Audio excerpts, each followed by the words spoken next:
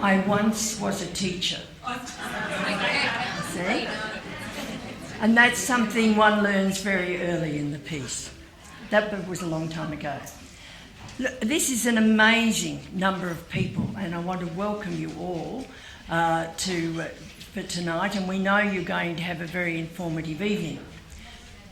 Before I do the formal welcomes, I'd like to acknowledge the Gubbi Gubbi people on whose land we meet tonight, but also acknowledge the Yinabara people, because I know we have people here from Yinabara country, and pay respects to their elders and ancestors past, present and emerging.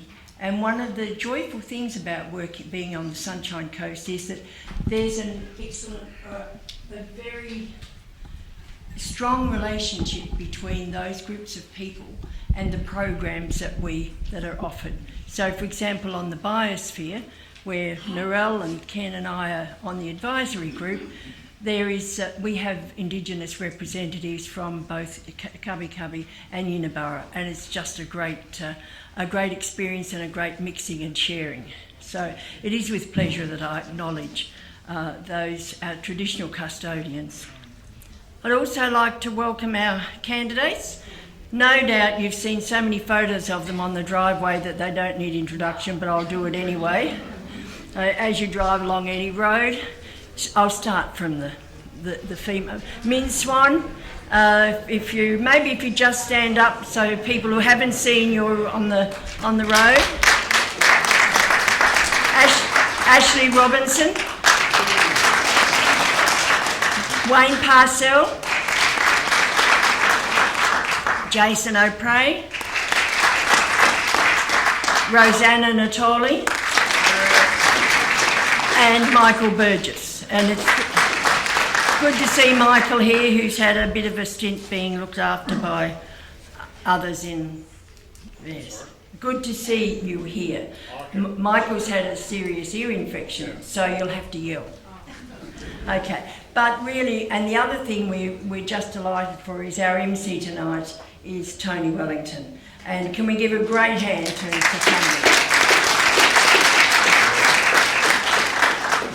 We are really independent. Tony hasn't come from the Sunshine Coast Regional Council area. He, as many of you would know, is a former mayor of Noosa. And can I just say from the beginning, Oscar is a non-partisan group, and we do not endorse any particular candidates. So this is an opportunity for you to get as much information as you can. And with great pleasure, I hand over to Tony. Thanks, Tony. Thanks, Merva. Oscar have also asked me to remind everyone that they're actually paying for the venue tonight. I believe there's a bucket near the door and donations would be very welcome.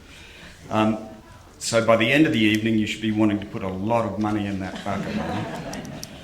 As Merva said, I don't vote in the Sunshine Coast area, so I have no vested interest in the outcome of these elections. I'm familiar with one or two of the candidates, and of course I worked when I was on the Sunshine Coast Council with Jason for a couple of years. But beyond that, it's your choice, and it's fantastic to see so many of you here tonight.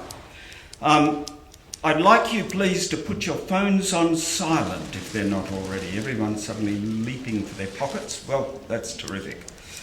The way it's going to operate tonight is that each of the candidates will be given 3 minutes to introduce themselves, tell you a little bit about themselves and make their initial pitch as to why they should be elected as the Mayor of the Sunshine Coast Council. They'll be given 3 minutes each to do that and will be running in alphabetical order. When that's over, there are 8 questions which Oscar has already received, which will be pitched to the candidates. We'll go one question at a time. They each have 2 minutes to answer the question. I hope sometimes they will take less than 2 minutes because it's going to be a long evening. And we'll be fairly strict about the timekeeping tonight.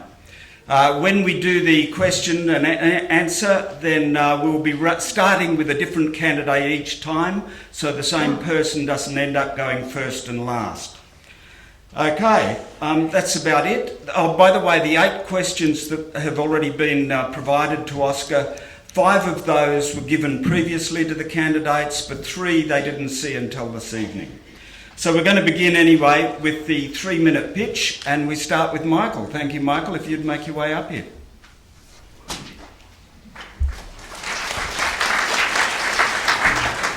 So I'm the optimistic guy with the sceptical eye who, over the last 8 years, has been active in watching the council and protesting against the council as it borrowed $450 million in the name of the ratepayers and spent that money on their internally decided special projects, which had very little, or if not any, community input and certainly no community benefits.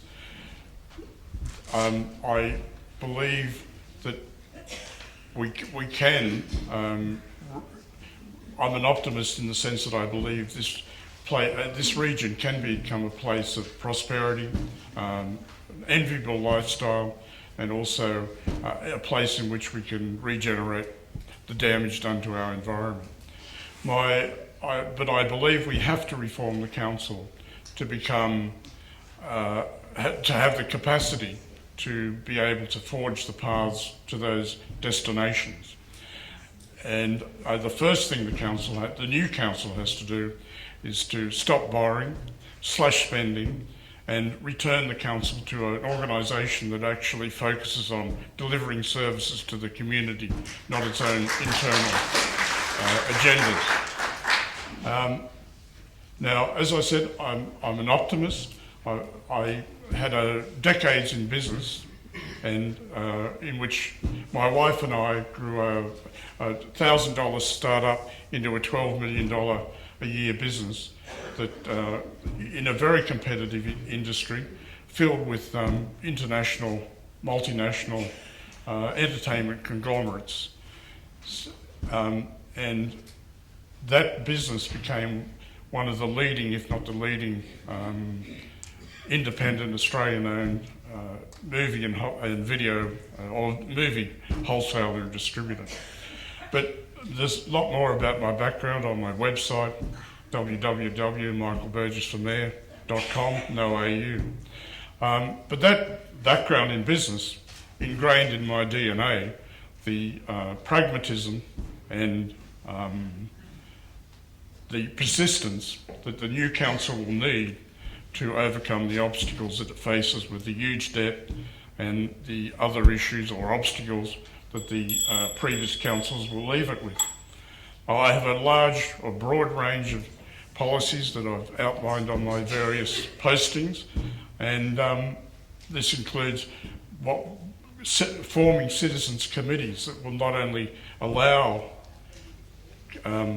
the community to input into decisions making and matters that council's considering, but also formalise that into a single voice that can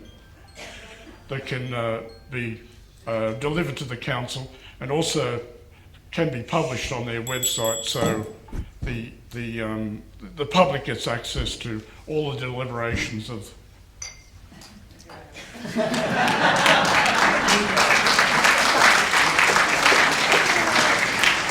I told you we were going to be strict.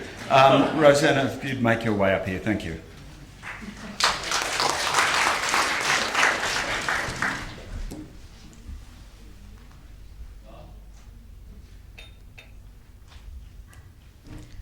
Good evening, ladies and gentlemen. This is a very exciting time. We are growing, and that offers us tremendous opportunities. We have the Olympics and the Paralympics coming. It's our best chance to secure legacy infrastructure. We have been missing out on infrastructure that we so desperately need. If we miss this chance, we won't have rail for who knows how long. But together, we need to manage this growth to suit our lifestyle, enrich our futures, protect our unique way of living here. I'm dedicated to the region, passionate about seeing it grow and develop as an economic powerhouse, supporting rural and urban economies and local businesses, continuing as a stellar tourism destination, while protecting our lifestyle and what we value most, our environment. From our gorgeous hinterland communities to the coast, we must safeguard our way of life We only get this chance. A little about me. I've worked at 7 News for 29 years. I'm also an academic and lecturer and researcher at the University of the Sunshine Coast, where I've worked for 24 years. I was Ducks of the School, school captain, lead in the school musical, straight sevens at university. I tell you that so that you know I'm a high-performing individual and I'm a quick learner and I am up to this task. We want a council that is open, transparent, accountable, that we feel part of. It's the reason I decided to run, because communities said they weren't being listened to. It is my reason for being. We want a council that does things for you, not to you.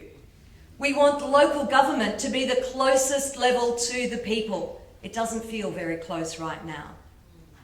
You might think you know me because I've been around for a long time here, but what you might not know is that I can make incredibly tough decisions. A few years ago, we lost our house, my mother, our business within 6 months. We had to live with family. I understand what many members of our community are going through right now. Cost of living is biting. It is incredibly tough. But you know what? It's not about me. It's about you and what you want for your community. And I'm absolutely dedicated and promising community consultation and excellent representation. You want someone who will represent you. That's what elected representatives are supposed to do, after all. Let me address an elephant in the room, conflict of interest. My husband, Joe Natoli, is running in Division 4. We don't agree on everything until now. We've been married 34 years. We're not going to agree on everything moving forward. But the Department of Local Government says it is absolutely not a conflict of interest for husband and wife to be on the same council. Absolutely not. And it's misleading to suggest that it is. Also, in Moreton Bay, there's a husband and wife running at the same time right now. And they've had a mayor and councillor too. Thank you.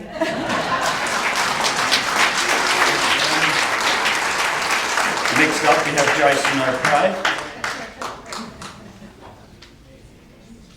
Well, thank you and good evening, everybody. And first and foremostly, and most importantly, I'd like to thank Melba and the team from Oscar for putting this on tonight. Melba, congratulations. Without doubt, the best and most singular, most busiest one we've had by far. Congratulations to Oscar. And I'd also like to acknowledge Councillor Maria Suarez, who's in the room, who's a sitting councillor, incumbent councillor for Division 9, and also former councillor of the Sunshine Coast Council and former Mayor Tony Wellington. Now with that, a little bit about me. My name's Jason O'Prey. I'm a born and bred Sunshine Coast local. I'm third generation. In fact, I've spent most of my life right here in Cottontree. I'm a Cottontree boy. I'm a life member of the Maroochydore Surf Lifesaving Club. I have 2 beautiful daughters. I'm a family man. Lily's 19 now and JJ's 15. They're both wonderful, wonderful children, and I'm very, very proud of them. I have had 12 years experience on the Sunshine Coast Council. This is a $1 billion machine. The Sunshine Coast Council is enormous. We have 2,000 staff and contractors, and we have $7 billion in assets. This is an enormous machine, and experience, I believe, is absolutely everything to running the show. Tourism, sport, major events, the economy. On top of that, I also look after aviation, small business, digital tech industries, clean tech industries, food and agriculture, but most importantly, our small businesses across the Sunshine Coast. Small businesses is the backbone of the Sunshine Coast, has tourism and also construction and retail. Very big business, but we've been looking at expanding it over a number of years, and it's doing a very, very good job. I'd also like to welcome along tonight my partner Tash, who's up the back. She's been a wonderful supporter for me for a very long time, and I thank you very much for all your love and support. What I'd like to tell you a little bit about tonight is my initiatives for the council. I want to double the funding for the dirt road program in the hinterland. Now, right now it's about $5 million, and over the next 4 years we want to try and get that right up to $10 million. I've spoken with finance and I've spoken with a lot of the operators and the divisional councillors. That's the number one issue in the hinterland. I want to investigate soft plastic recycling. Now, we are one of the best recyclers in Australia and probably the planet, but Coles and Woolies had a crack at soft plastic recycling and are kind of given up on it. This is something that the Sunshine Coast Council has got the opportunity to be a leader in the country and the world at soft plastic recycling. You know, our bread bags, cling wrap, those sorts of things. Shade sales across every single coast park for our kids. The sun is dangerous, and we've got to make sure that we're looking after our children every single way. The Sunshine Coast Lightning has been one of the greatest assets for our region. It's the greatest commercial. The Sunshine Coast Lightning netball team are our community team. I want to find another national franchise. And I'll just close it. There's a whole lot. I've got 100 different things I want to bring to you, but one of the really important ones is invisible disabilities. There's 4 million people living in Australia with a disability, and most of them, 90% of them, are invisible. That means they're not in a wheelchair. There's a program in Brisbane at the moment, the airport, where they wear a lanyard, and all the staff, all the people who work there, the airside staff, the pilots even, they all know and understand that this lanyard with a little bit of flower and decoration on it means that these people, particularly children, have got an invisible disability. And that's something I reckon we can bring in right across the whole Sunshine Coast. We're so much more... All right, I'll leave it at that. Thank you very much for your time.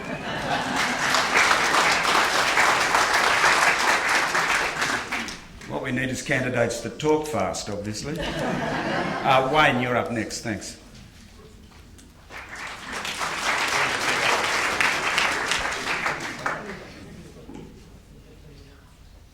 I don't like having something between me and you. Thank you very much. Thank you for the previous acknowledgements.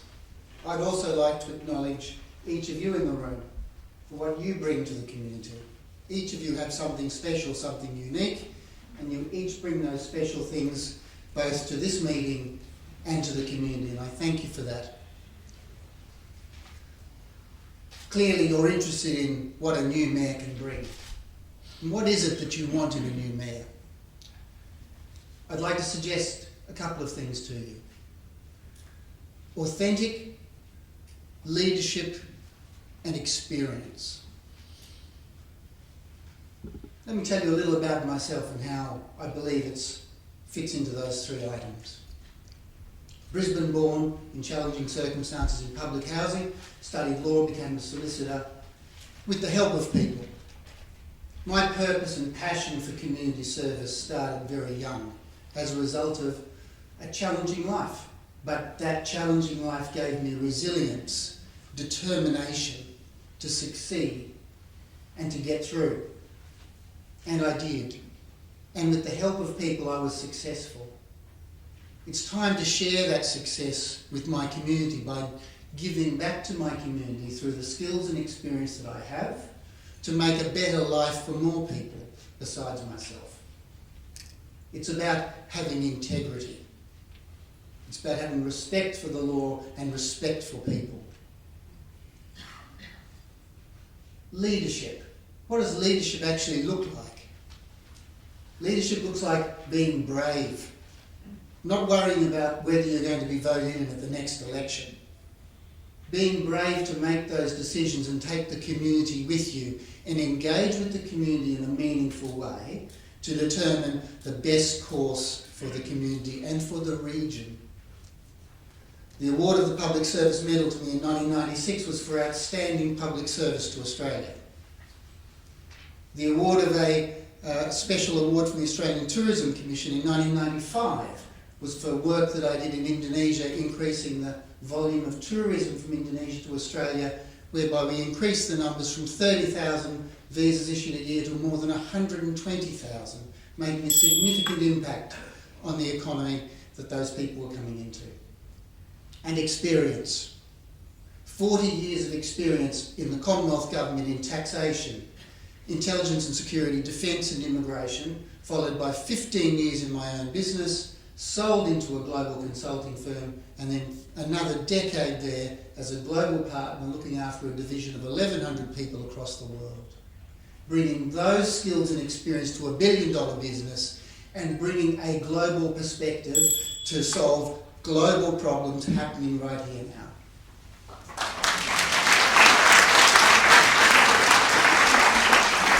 Thank you. Ashley, please.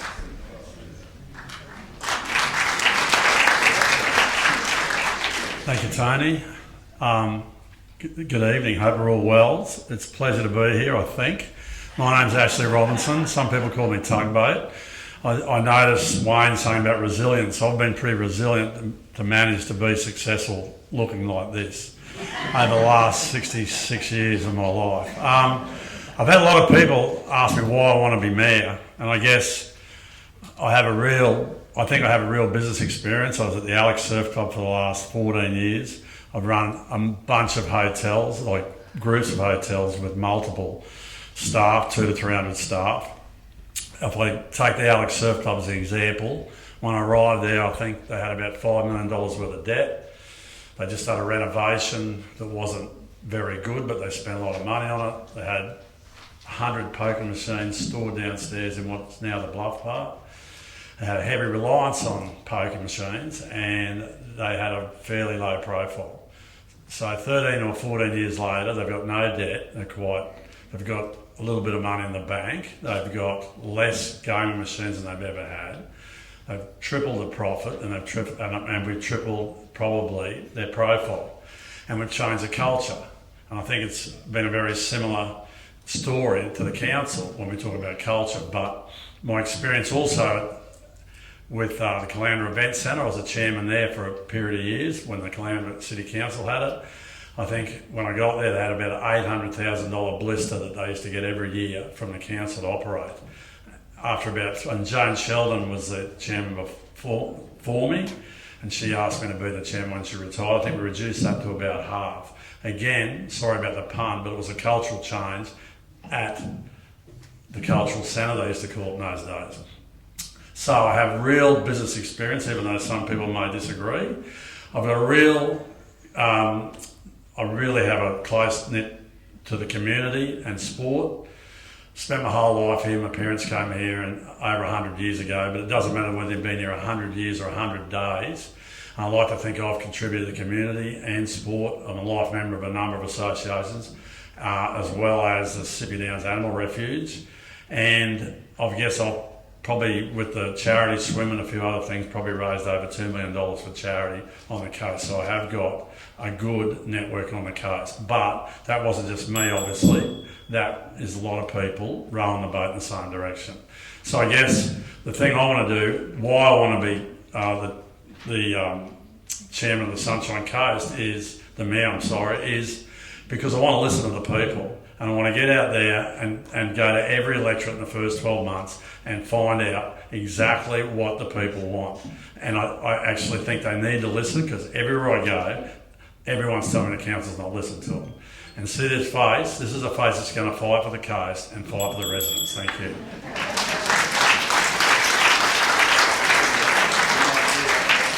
And now, Lynn, thank you.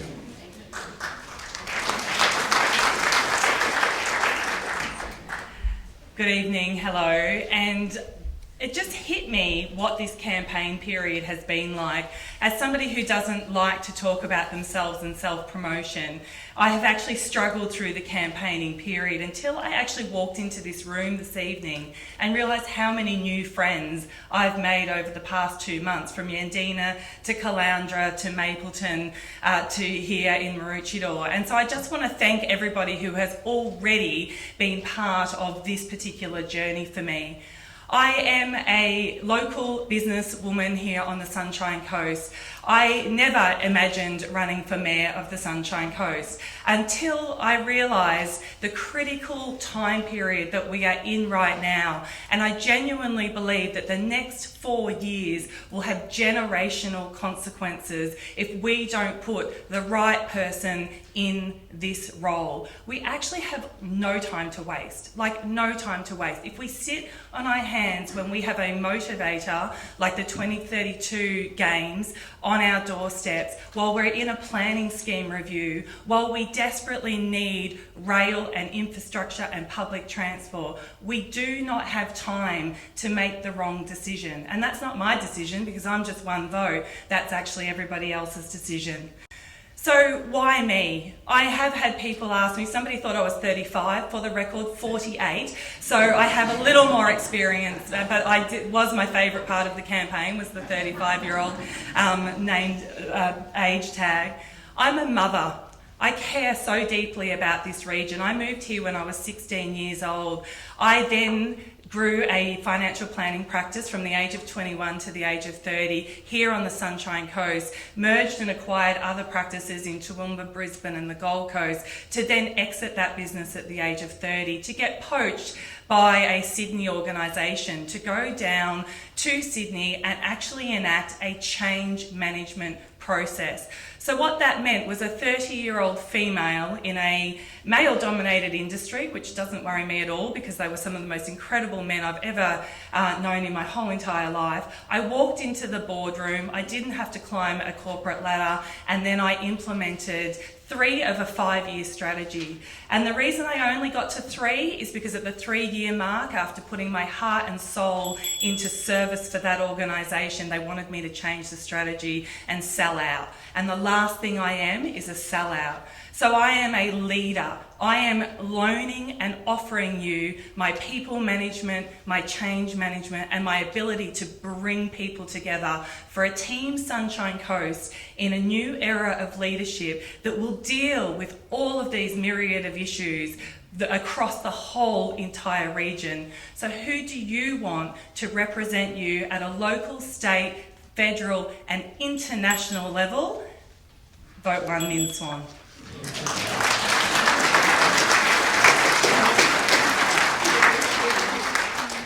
They're your candidates, spoiled for choice, eh? Okay, we now move on to the question and answer, and there's only 2 minutes allowed. You'll get a warning bell at 1 minute 30, and then after 2 minutes, please take your seat. And the first question is, do you think Sunshine Coast Regional Council rates and/or expenditures are too high?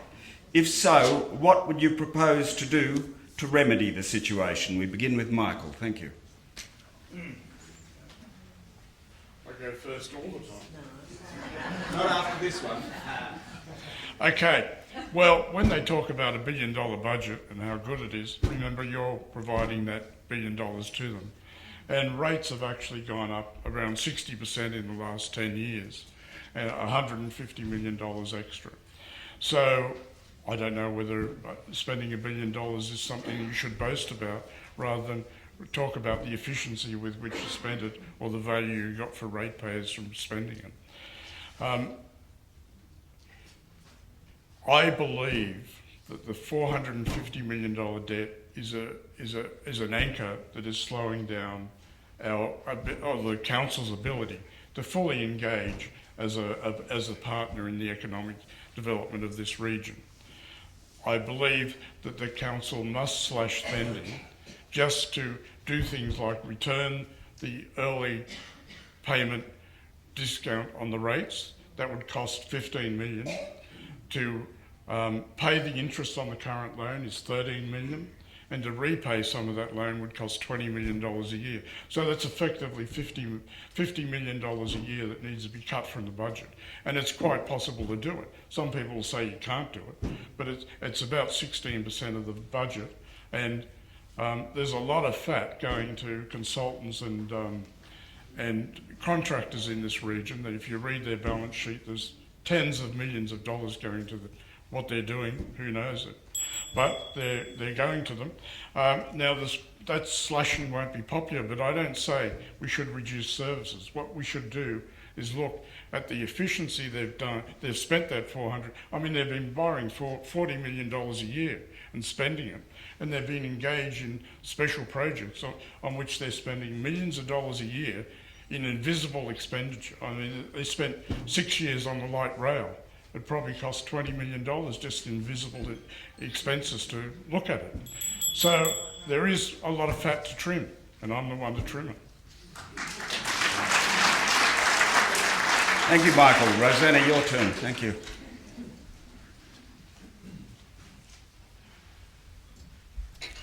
I am incredibly aware of the pressures our community is facing currently with cost of living. With this in mind, I'll do everything I can to try to limit council impact when it comes to rates as well as other charges.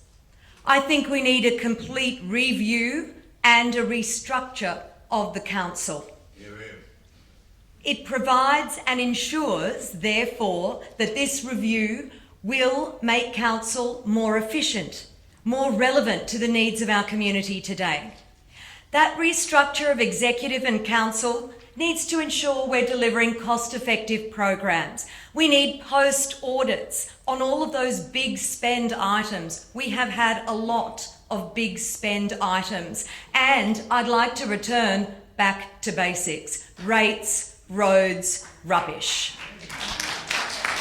What have those big items delivered to our community? I've had a business analyst from the big 4 firms look at this. The annual report is impossible to decipher. A page in there, page 89, even the accountants couldn't work it out. What is hiding behind the slick PR is what I want to know. We need to ensure that there are no wasted spends. It is our money. It is your money that is being spent, and we need to make sure that everyone in the organisation understands that. As a growing community, we know that there will be a struggle. Other levels of government have badly let us down. Over the years, we have missed out on the infrastructure, and we're all feeling that pain now as we sit in traffic and as we sit there and we know we don't have appropriate public transport. I have a plan to make public transport free for students and seniors at the very least, and to make it better. Yes, that's going to help with the cost of living, and so will tip vouchers as well. That's part of it. I have a 10-point plan. There's more to come, and I know I'm being shoved off now, but there you go, ladies and gentlemen. That's the start. Thank you. Jason. Thank you, Tony. Thank you very much, Tony. And the question was very much about rates and how do we manage the rates. $1,913.80 is the minimal general rate the Sunshine Coast charges. That's 2/3 of the population pay $1,913.80. Now, big claps for the roads, rates and rubbish. I've heard that a million times, and I'll tell you what, it's very close on the mark, but we're a bit more than that these days. And can I just use my phone to rattle off a few things that the council actually does with that $1,913.80. Community venues, disaster management, libraries, our wonderful lifeguard services, roads, cycleways, pathways, public lighting, sporting facilities, beaches, foreshore management, recreational parks, trails, facilities, stormwater drainage, our second biggest asset. It's an invisible asset next to our roads. Billions of dollars of assets under the ground. Waste and resource management, holiday parks, cemeteries, the list goes on. Customer and community relations, property management, road networks. So council does a lot more than rates, roads and rubbish, and it is a big budget. Let me tell you a little bit more about the facts of the numbers that the Sunshine Coast Council does. We've had 14 unmodified audits from QTC, the Queensland Treasury Corporation. We are the singular greatest council in Queensland at managing our money. The best. We have $446 million of debt, which is no crying shame when you've got $7 billion of assets. And by the end of the financial year that's coming up, council is expected to have just shy of $400 million of cash at the bank. We're doing a good job with that money, and we're doing a great job with your rates, and we are certainly more than just rates, roads and rubbish, because as you saw on the list, we do a lot more than that. So thank you very much for that. Thank you. Thanks, Jason. Wayne, good on you. It's a binary question, right? Are the rates too high? Yes. They are. If all you're getting is indifference and arrogance for them, what you're looking for is service. And you're not getting service. You're getting indifference and arrogance from the council administration. You're not getting consultation. You're just getting politics. You're getting a council agenda, not the councillors or the mayor's agenda. That's the problem, right? What do we do about it?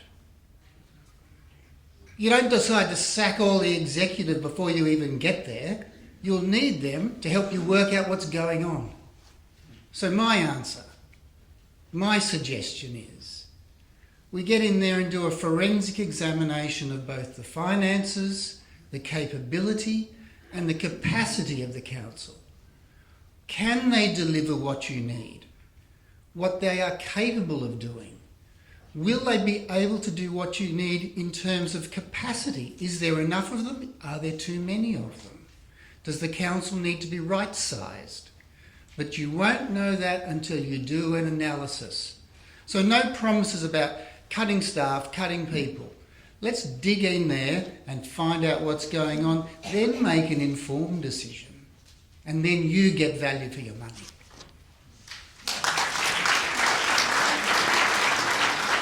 Thanks, Wayne. Ashley. Thanks, Wayne, what he said. Hey.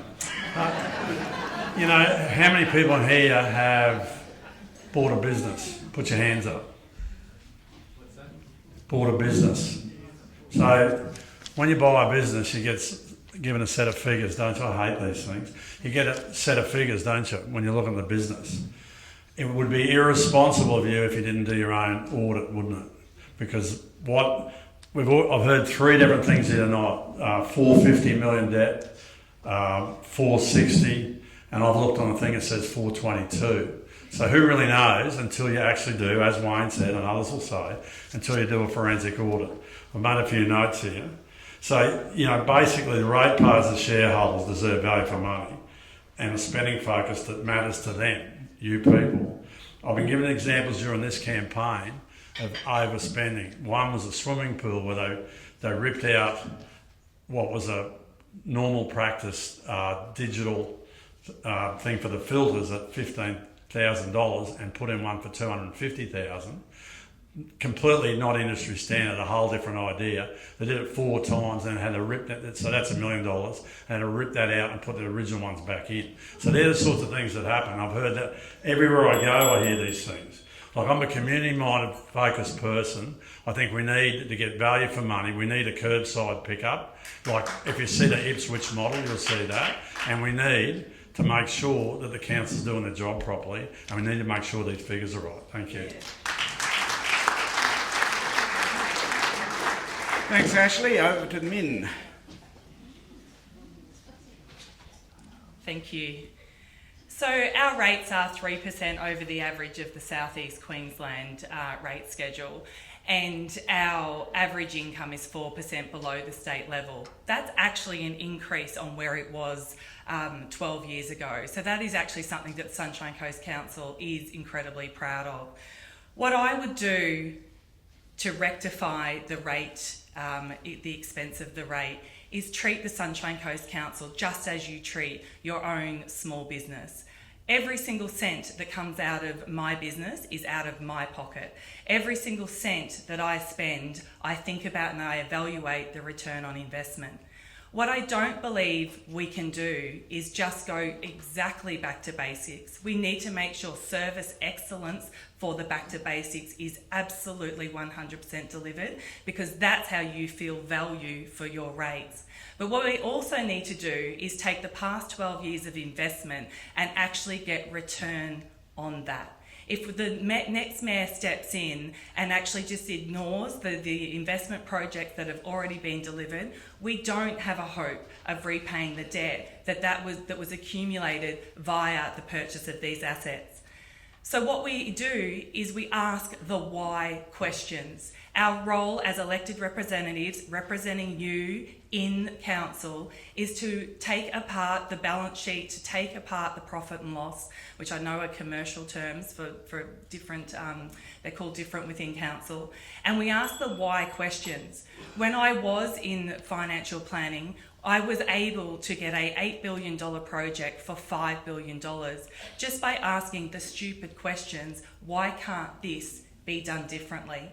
So what you will get from me is somebody who is absolutely courageous enough and prepared to ask the challenging questions and continue to seek understanding until the point at which we can be satisfied we are all getting immense value for money.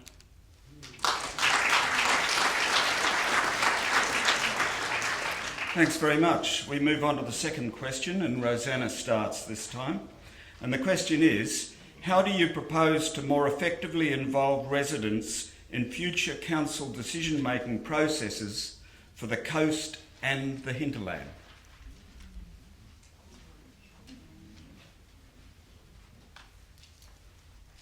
This is one of the questions we weren't given in advance, where we couldn't prepare our answers. Luckily, it's my reason for being here. Community consultation, being in touch with my community, being part of the community over decades, reporting on what's important to you for nearly 3 decades, is the reason that I decided to stand up and try to represent you on this council.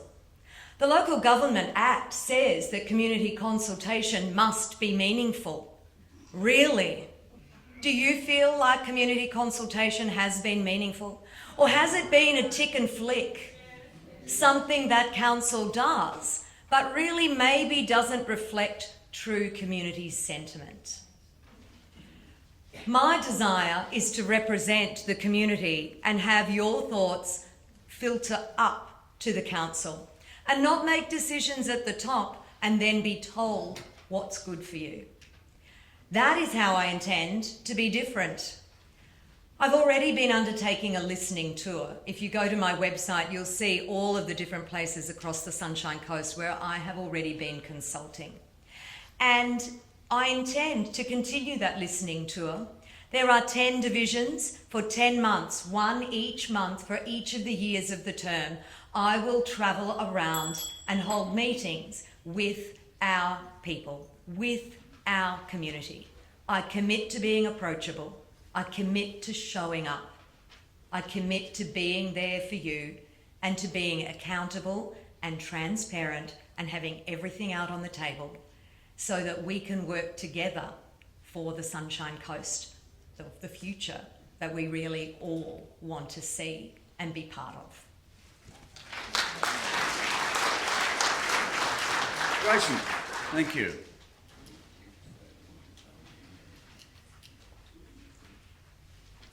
Well, thank you very much for the question, and as Rosanna said, it was one of the hidden questions, and again, I'm very confident in answering this one because I've kind of already done it in an element that I think most of you would have experienced somewhere in your life.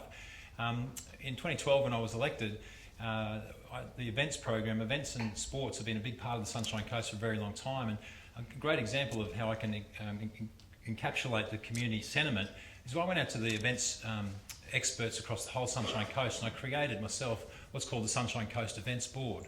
Now back then the Sunshine Coast Events was only around about $40 million of economic benefit to the region.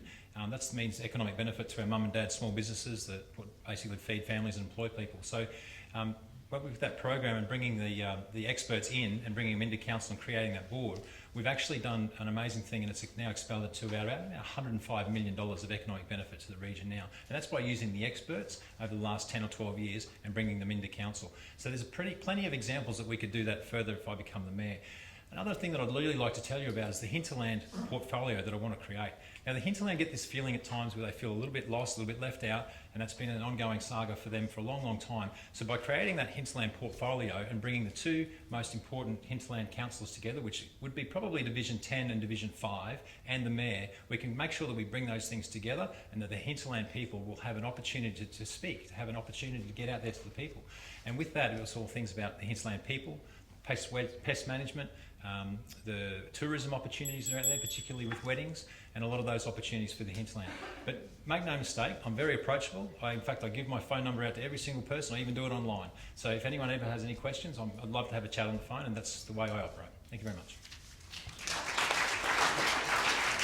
Thanks, Jason. Wayne's up next.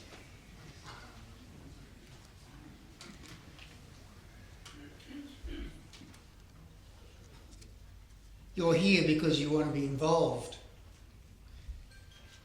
What about all those people that aren't here, that are often involved in the decisions that you think you're involved in? Who are they?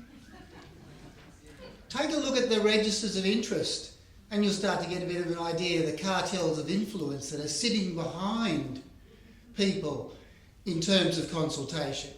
When those decisions are being made, why you're not really being listened to.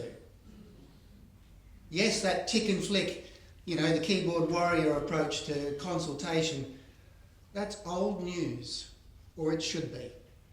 Whatever happened to a good old-fashioned town hall where you get to throw a few tomatoes and eggs? Let's bring back a bit of the grit to local government and consultation. What about the opportunity for you to hear what each other think about an issue, not done in isolation on a keyboard? These are the little traps that are designed to remove your consultation from you and to remove the discussion and the dialogue. What about the leadership that the Mayor should be showing publicly every day on issues, leading conversation, leading debate? That's consultation. It doesn't just happen when someone sends you a request. It's more than that. You want more than that. You deserve more than that.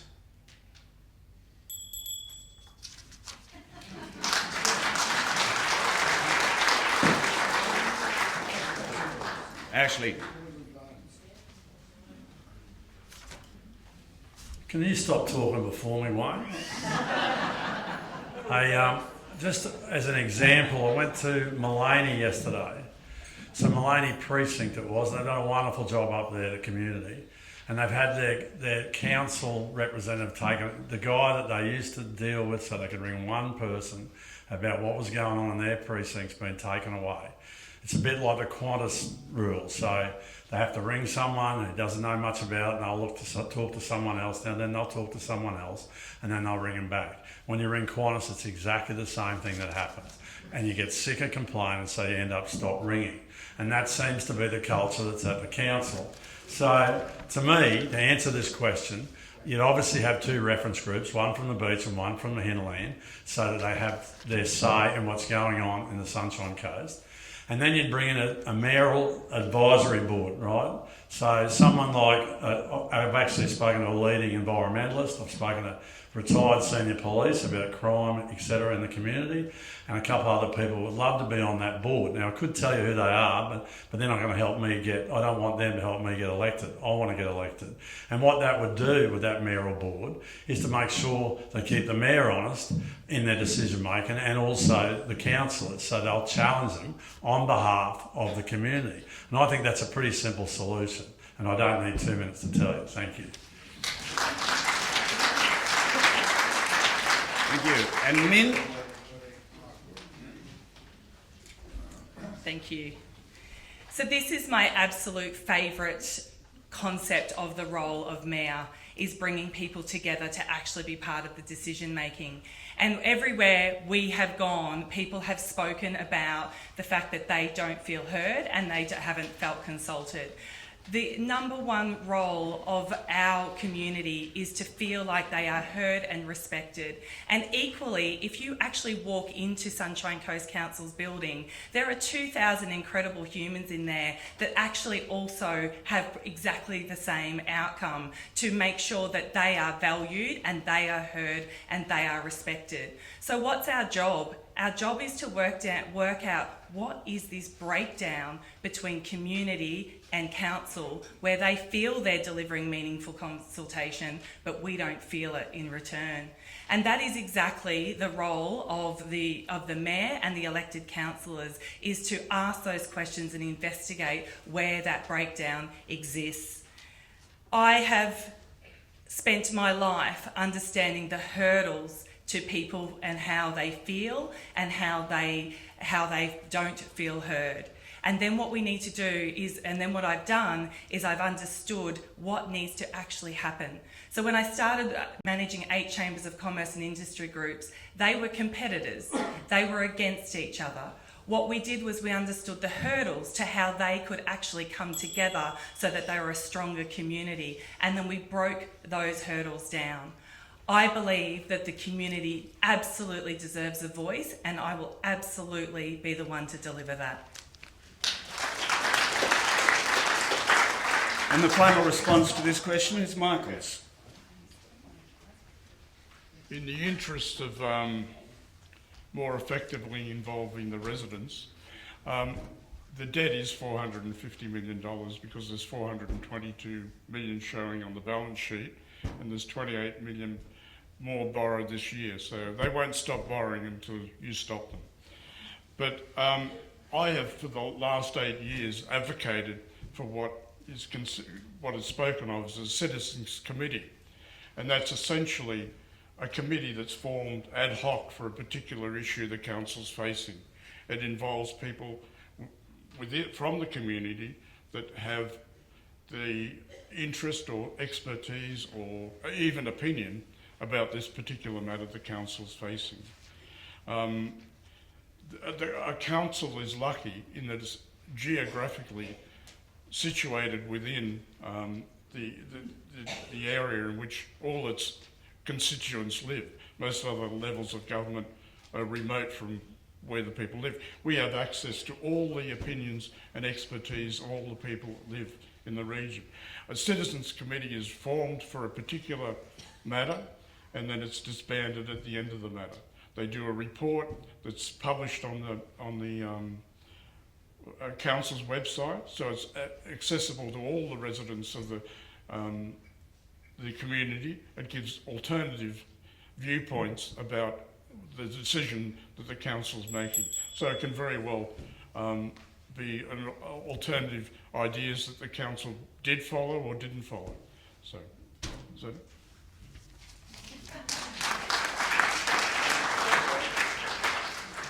Thank you, Michael.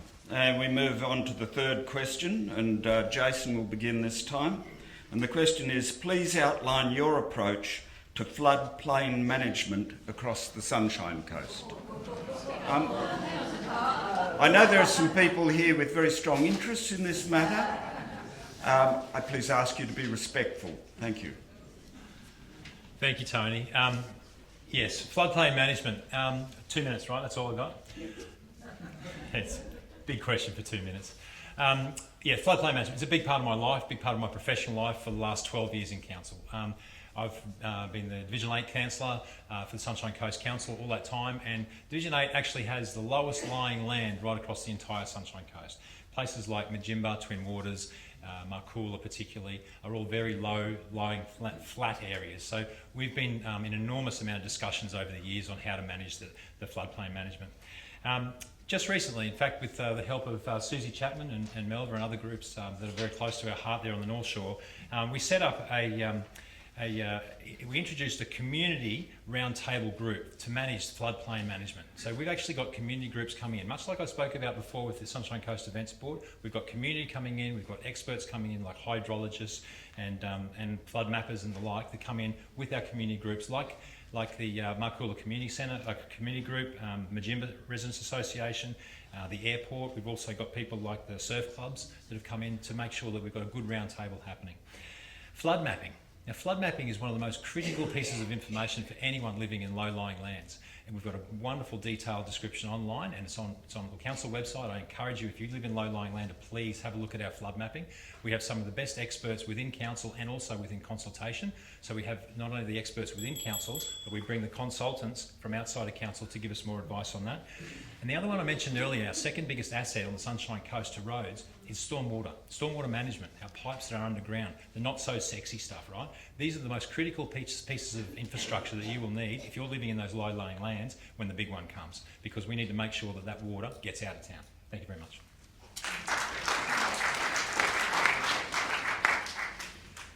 Thank you. Wayne, hang on, I'll do this for you. How about that? Thank you very much. Floodplain management. Floodplain management. It's a floodplain.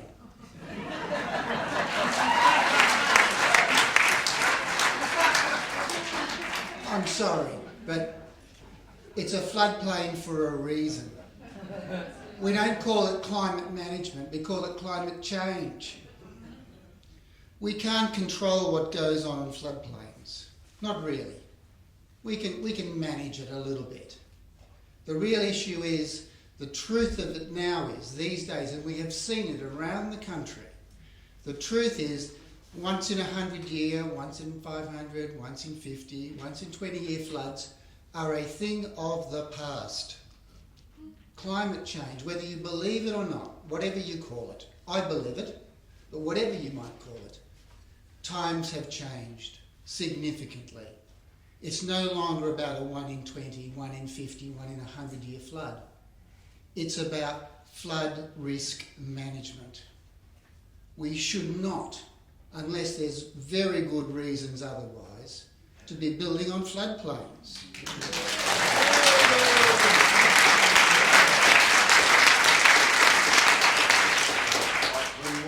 Wouldn't we all prefer to make better use of what we have rather than increasing our costs, increasing our risks to both life and property by building on floodplains? Let's get real.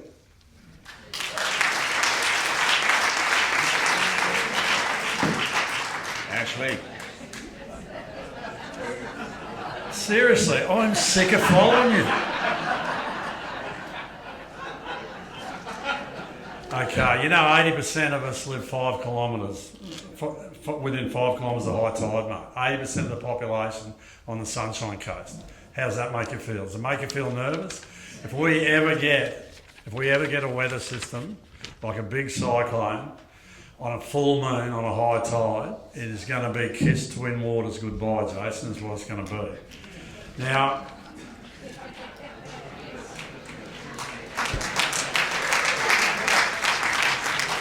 I guess if you look at the extreme weather in 83 and 92, you know, exactly what Wayne said, he's got me rattled. It's a floodplain, don't build on it.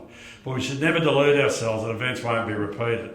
Science tells us extreme weather events with less frequent will be more extreme. Flood damage this summer in North Queensland has topped $1.2 billion. The remaining floodplain needs to be fiercely defended by us in the planning scheme. It's a simple principle. Heavy rain in the catchments of the relatively short Mooloolah and Maroochydore rivers rise rapidly and flow quickly. Confronted by an incoming high tide, water tide levels of its own level, it's going to be a major drama. So we've got to protect the floodplain and we've got to make sure we respect our planning scheme.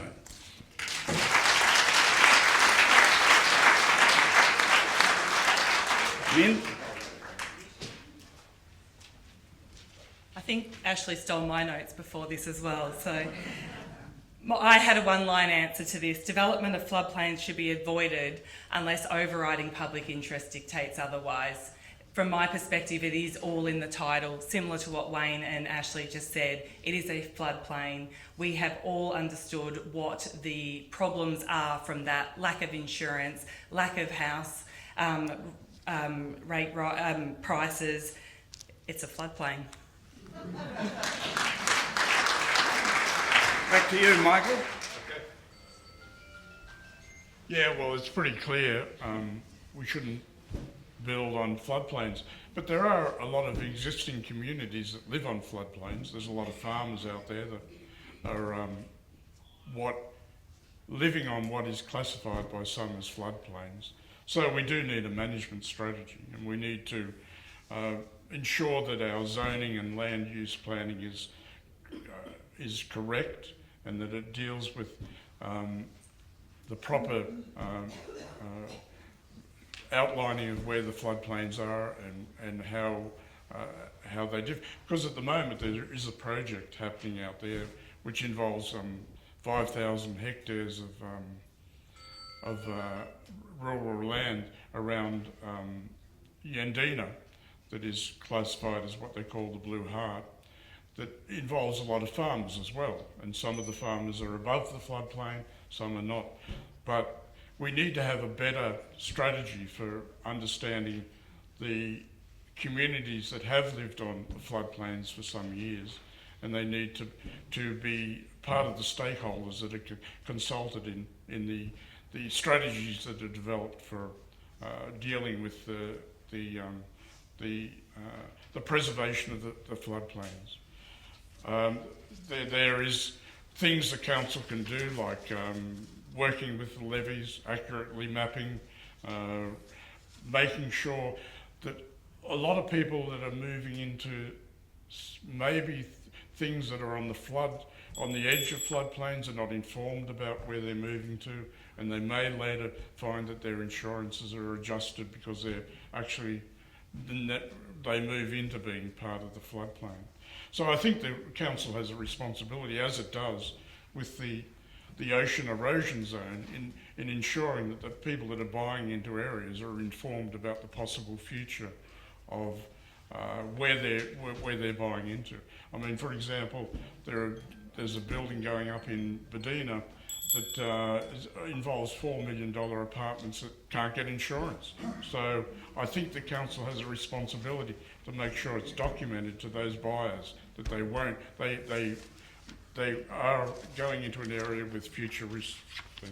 Thank you, Mike. And finally on this question, Rosanna. Very clearly, I do not support development on a floodplain. Look at Lismore, look at Townsville. How many more examples do we need to know that these sorts of decisions will come back to haunt our local community? For those of you who aren't aware, because there's been a bit of laughing here today and you might not know, Jason O'Prey voted to approve Twin Waters West in a floodplain. 3 years ago, the highest part of that land was 7 feet underwater. 270 homes are underneath the highest probable flood level, which means that they required a flood management plan and a flood evacuation centre to be built. You don't get a flood evacuation centre in your neighbourhood unless it's almost certainly going to flood one day. That is the reality of it. These people will not get flood insurance. However, the blame really needs to go on the previous council, the Jamieson Council and the councillors who were on council at the time, because they approved the planning scheme amendment to change that land from rural to future urban. So it goes back to them. The impact will be felt from this development in our community going forward. I have absolutely no doubt. Ladies and gentlemen, we do not want more of the same. We want change. Think very carefully on March 16.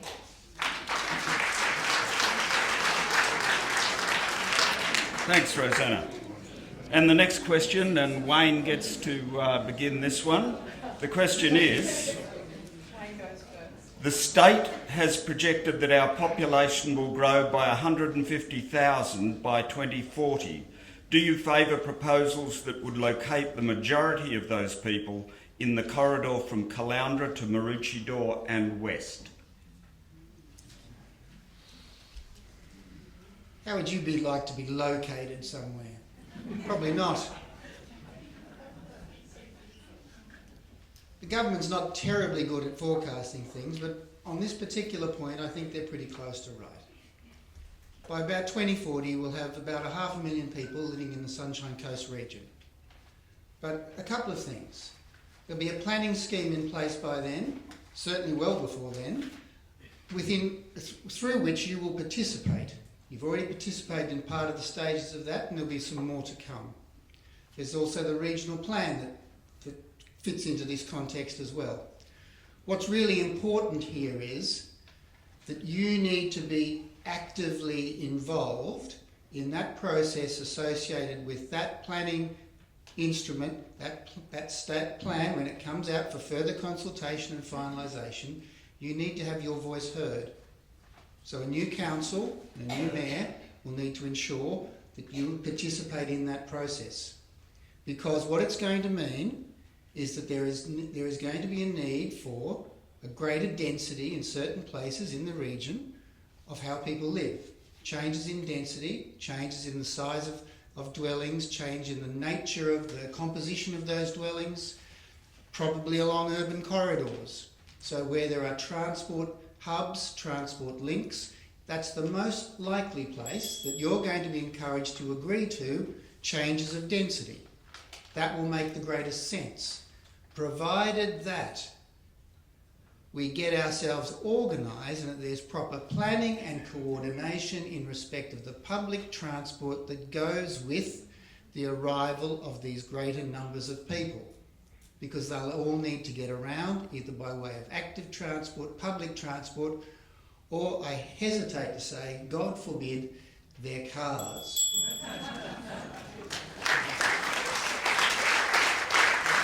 Ashley.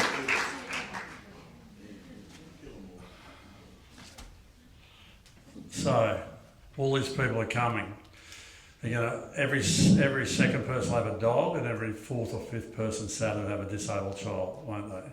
And we want to put them in up where 80% of us live. Look, there's an election coming up in October for the state election, isn't there? It would be unlikely, you would think, that this planning scheme is going to go through. It's going to come to the council for consultation, and it's going to go back to state government. So what I would suggest is that we need to get more community consultation, we need to push back against the state government, and we need to make sure we get this planning scheme right before anything happens. Thank you. Now, Min. So activating people like yourself would be my vision for coming up with the answer to this question, what do I favour? Because it's not about me, it's about the entire community. Some of the feedback I received was actually that the consultation for the planning scheme review was actually done quite well by council. What might now need to happen though is that we need to analyse as a community and as your new mayor, did the actual review that went into state government actually tick the 6 boxes and listen to the consultation? So protecting our environment, maintaining our vibe, managing growth, managing our traffic and transport, our parking and our affordable housing. So from my perspective, a task force, a genuine task force, not just a title task force, needs to be formed with people in this particular room that continue to work with the mayor, with the divisional councils and with the Sunshine Coast Council team on building a planning scheme that we can rely on. What we do know, and I think what we agree on, is that we can't put our head in the sand because the consequences of unplanned, ill-informed growth will be dire for all of us and especially for our next generation. So what do I favour? I favour density in pockets.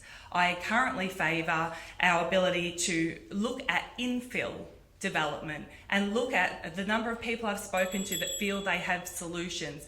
We need to be listening to them, we need to be pulling them together, and we need to be making a planning scheme that has heard the consultation that must continue. Thank you. Michael. Well, I believe that we can't densify along the coast.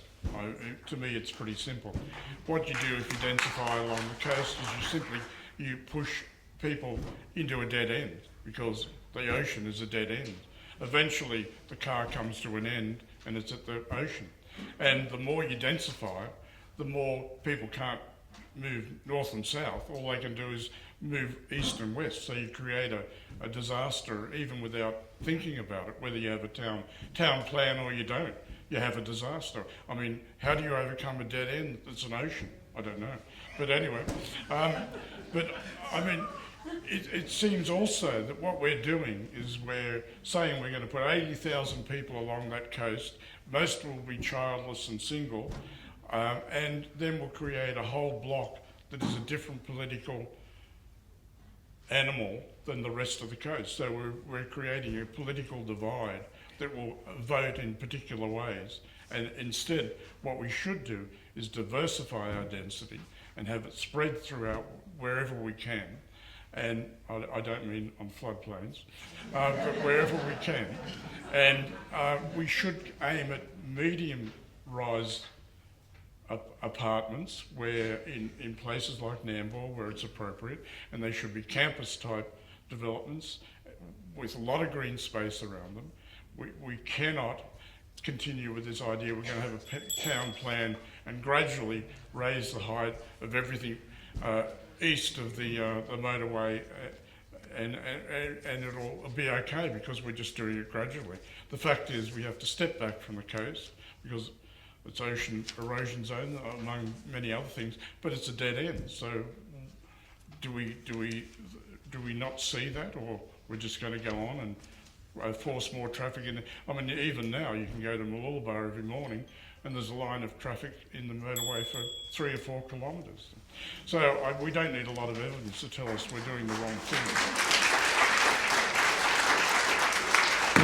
Rosanna, please.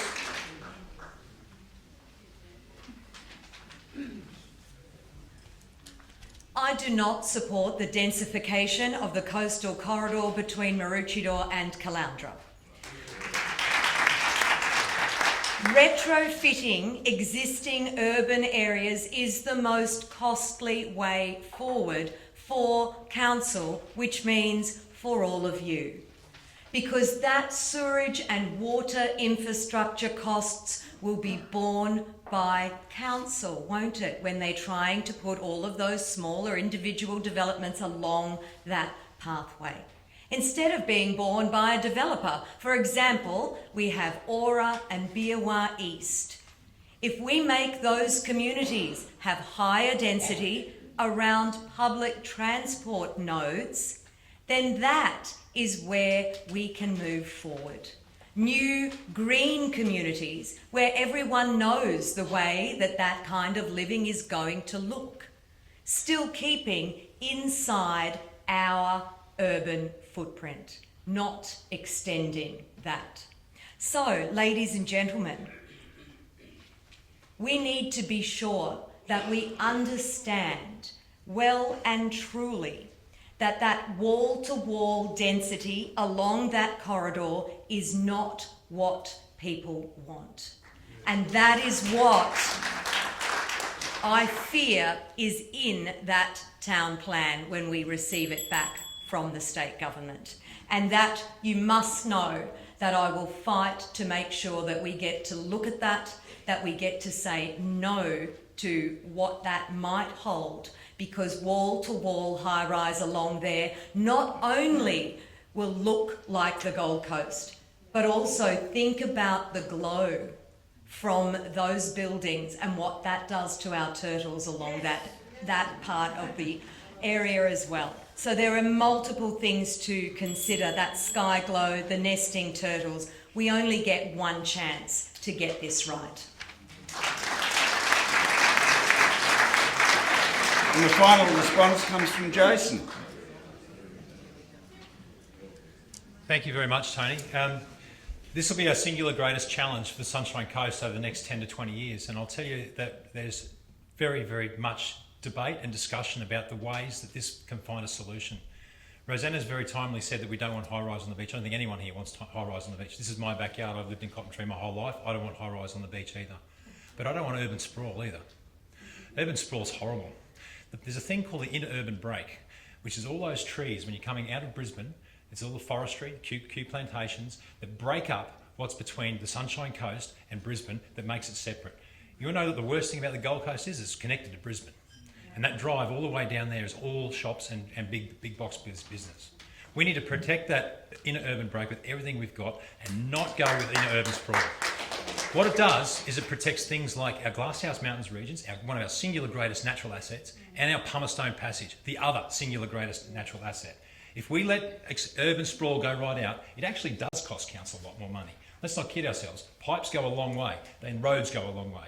We need to do responsible, sustainable development in places in and around Old Maroochydore, where I grew up.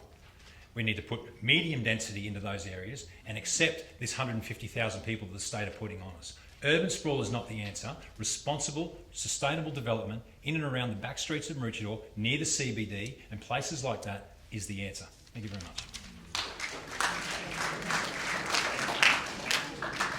Okay, Ashley, this is your opportunity to speak before Wayne.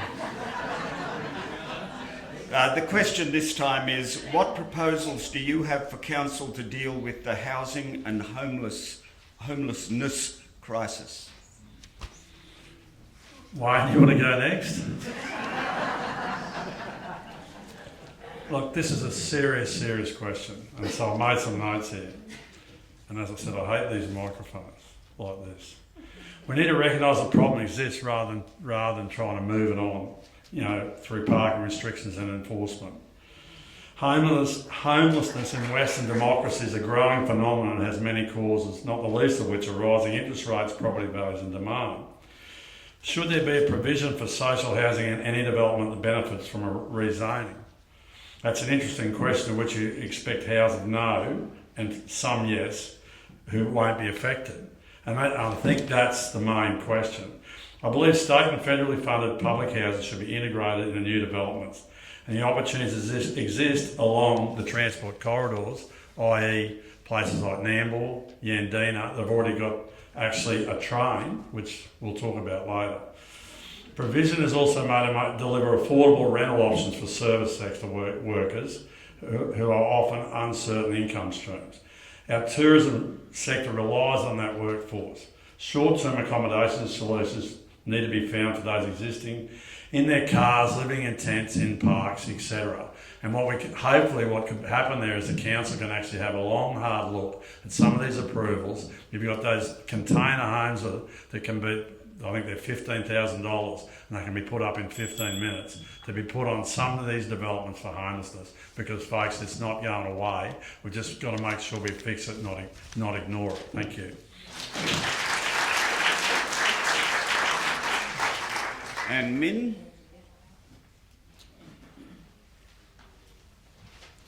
Well done, you didn't need Wayne before you. Nailed it. So this is a really complex issue. By show of hands, who here believes every single Australian should have a roof over their head? By show of hands, who loves living beside a 4-bedroom house that has 4 individuals with 4 cars that parks on the road beside you? So the reason I say that is because it is a really complicated issue, and part of it comes down to all of the initiatives that state and federal and local government, in terms of diversity of housing types, different styles of incentives for developers, all of those initiatives that we can all read in the homelessness plan that has been put forward by local and state government. But the other big thing that we need to factor in is the not in my backyard part, that is part of the cultural change that we will need to develop as a region as we start to accept different housing types and we start to understand that we are all part of this solution.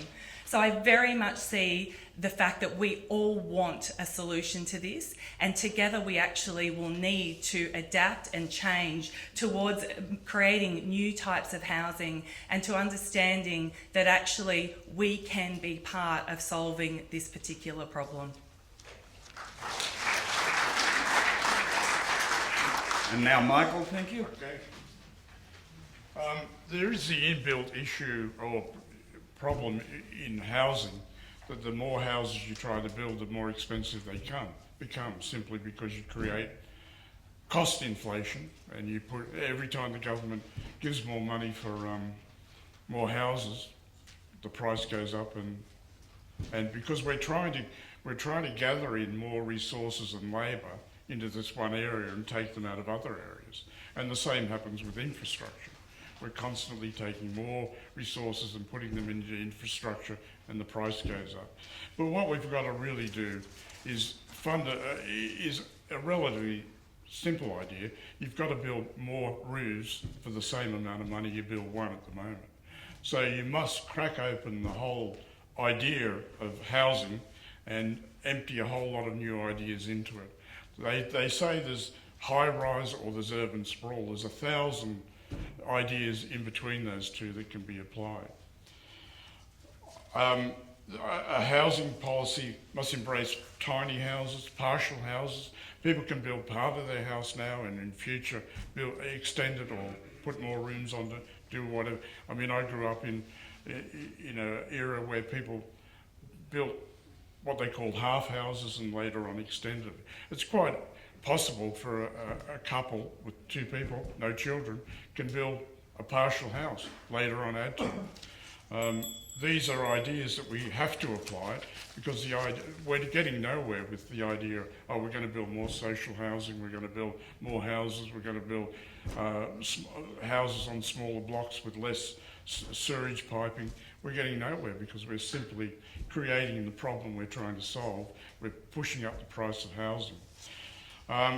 We've got to amend the zoning regulations and the building code for smaller non-traditional housing types, such as as I said, tiny houses already. Self-building is another idea that the council can help with. Thank you, Michael. And now, Rosanna.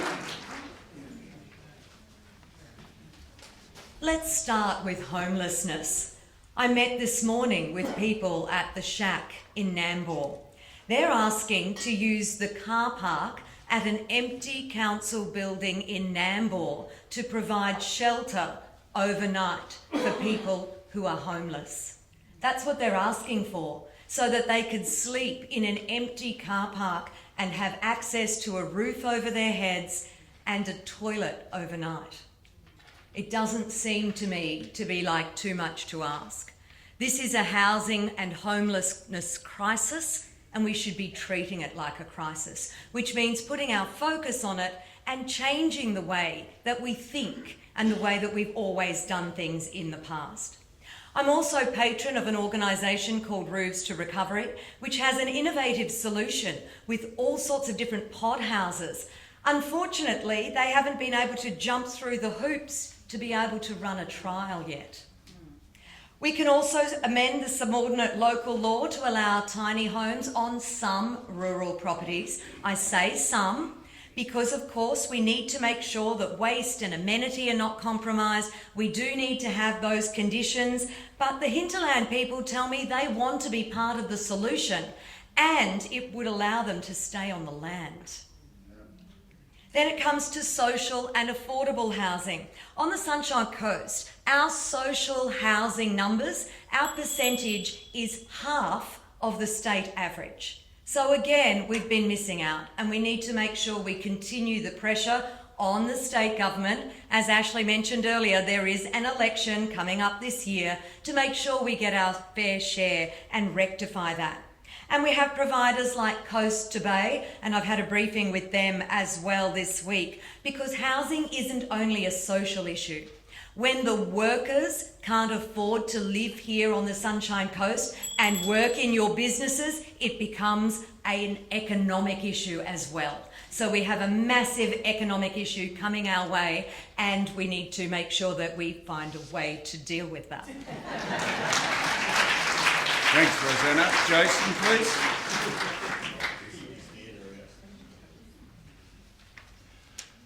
Yeah, this is so important, and Council has stepped into the realm of the state, where last year we endorsed the housing and homeless strategy and all the plans that wrapped around it. It was driven very much so by David Law, the Divisional Councillor for Division 10, and Maria Suarez is here tonight. This is very much a state issue, and Rosanna's right. We are sitting at 2% of the state in regard to public and community housing, where the state average is at 4%. This is a sad case. And I can tell you right now, right down the road here, 250 metres down the road at the public amenity block at Cotton Tree Park, there's a mum that's been living in her car with a job, dressing her 2 children to go to school using the amenity block every morning. You'll see her there tomorrow morning. It's a sad state of affairs, and we actually absolutely have to put a ton of pressure on the state government to pick their act up. In Division 8, which I've had for 12 years now, I've actually found 5 parcels of land that we can put cheaper and diversible housing on there, build to rent, all these sorts of options, so that we can do our little part within my division of Division 8 in the last few years. This is an important part. It's the first step. This is a responsibility of the state, and we need to put pressure on the state government to make sure that we don't have mums in parks getting their kids ready for school or toilet block. I'm very supportive of this, and the action plan that we've got in council, I encourage you all to have a look at it online. It's a very, very important document. Thank you. And finally for this question, Wayne.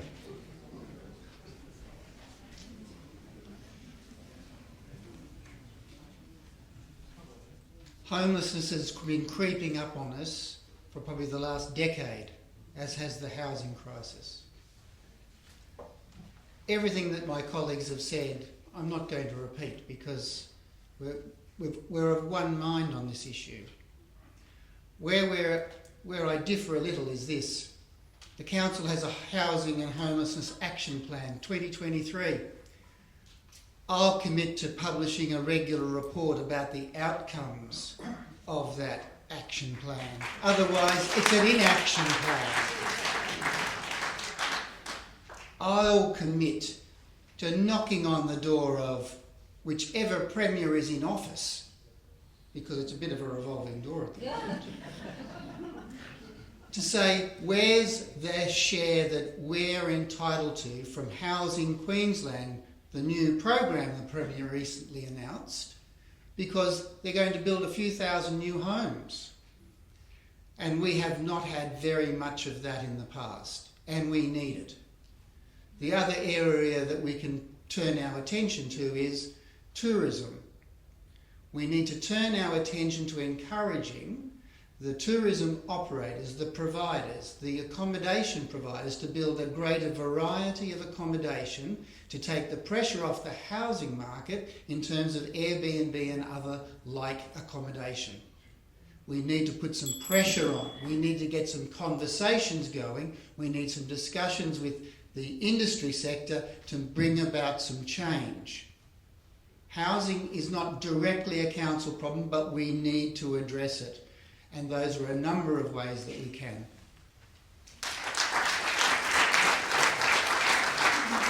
Thanks, Wayne. And this next one we kick off with Min. And the question is, what would you propose council should do to improve public transport and active transport availability on the Sunshine Coast?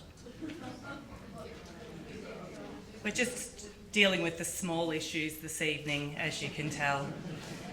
So what should council do and what would I do is, once again, and I don't want to sound like a broken record, but this is actually a team effort.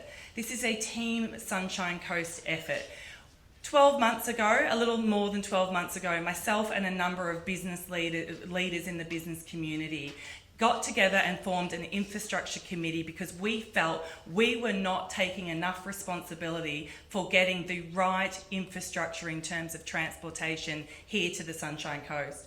We understood that this is going to take local, state, federal, business community associations like yourselves to stand side to side to actually take delegations into state and federal level, and we wanted to be that support mechanism.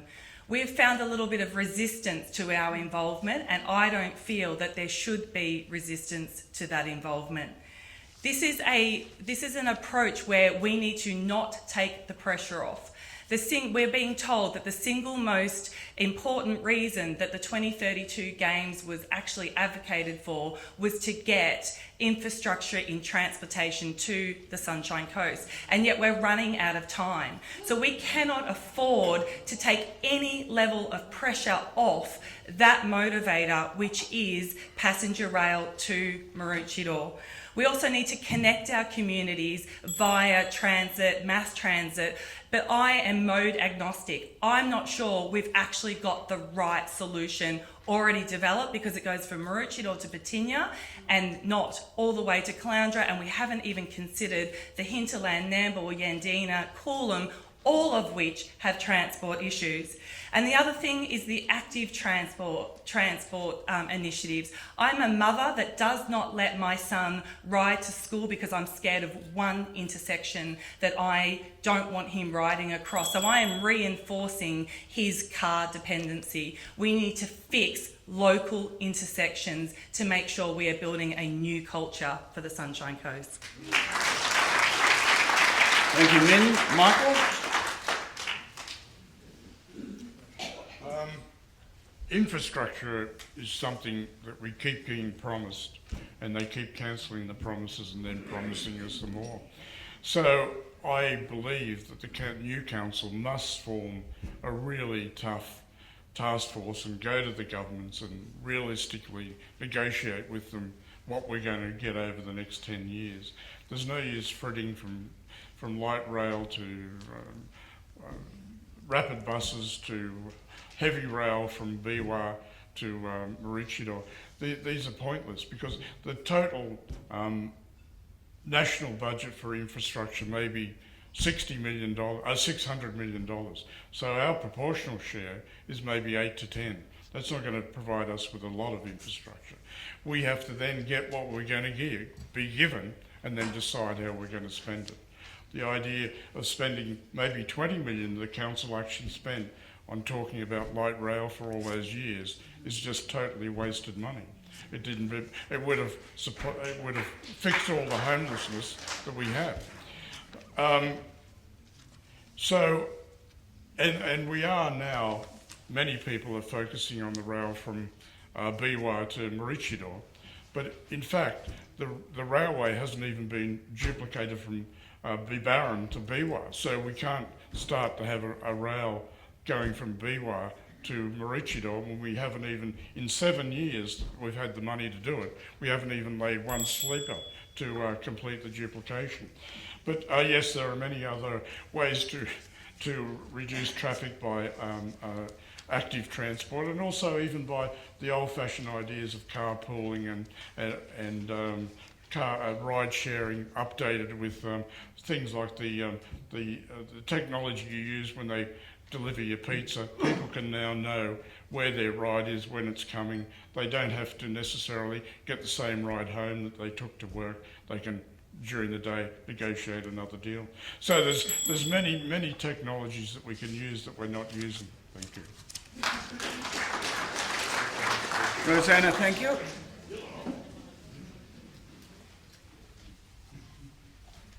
So we all agree it's totally clear that we need the passenger rail from Brisbane, Biwa, Ora, Caloundra, Kawana, Maroochydore to collect and connect those communities so people can move about without their cars. But our public transport system currently is failing us. People don't use it. It's not convenient, it's not fast enough, and it's expensive. So if we want to get people on to the buses, what do we need to do? So I think we need smaller hop-on, hop-off buses that go through our communities. Because if you have to walk a kilometre to a bus stop, lots of people can't, and you're not going to. So that's the first thing. Those hop-on and hop-off buses can take us to the more rapid other modes that can go north, south, and east and west. Let's not forget east and west, north of the river, and all of the way, those communities. Because now, if you're in Caloundra and you want to get to Nambour and it takes you 2 hours, why would you get on a bus? Why would you? Do you know the Future Fund from the Public Transport Levy has $25 million in it? Now, $18 million has been spent on studies for light rail. Not a single extra bus, not a single extra timetabled anything out of that. Now, what if we could make those buses free for students and seniors at the very least, or low cost, and try to change the culture on the Sunshine Coast? My children won't get on a bus. They don't like it. But if we can change the culture and it's free, it'll take my car off the road, so that's going to improve traffic, and it's also going to change the way they think moving forward. So that's some of the ideas there. Free for students and seniors, north, south, east, west, hop on, hop off. Let's move around the Sunshine Coast without our cars. Thank you, Jason. Next.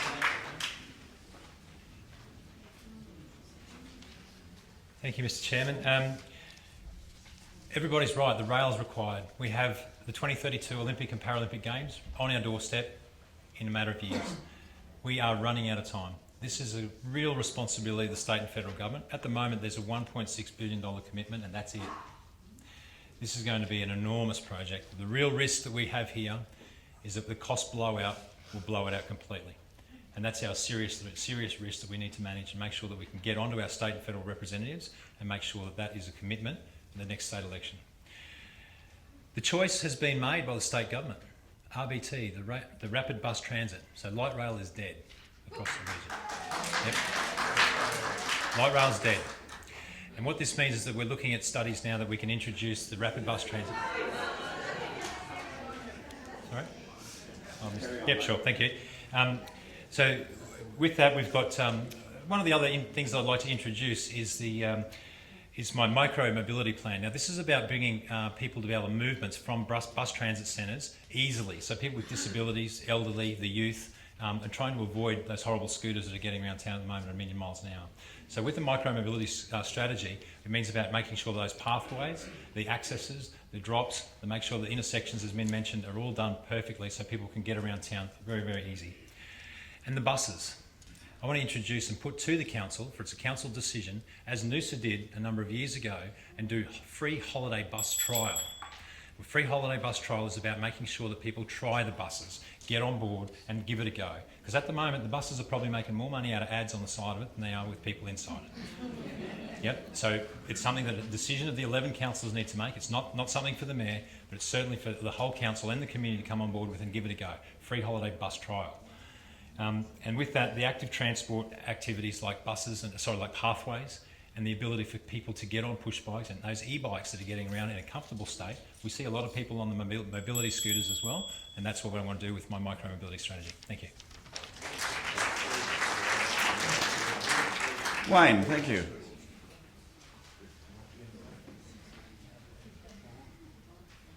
When I came down from the hills tonight,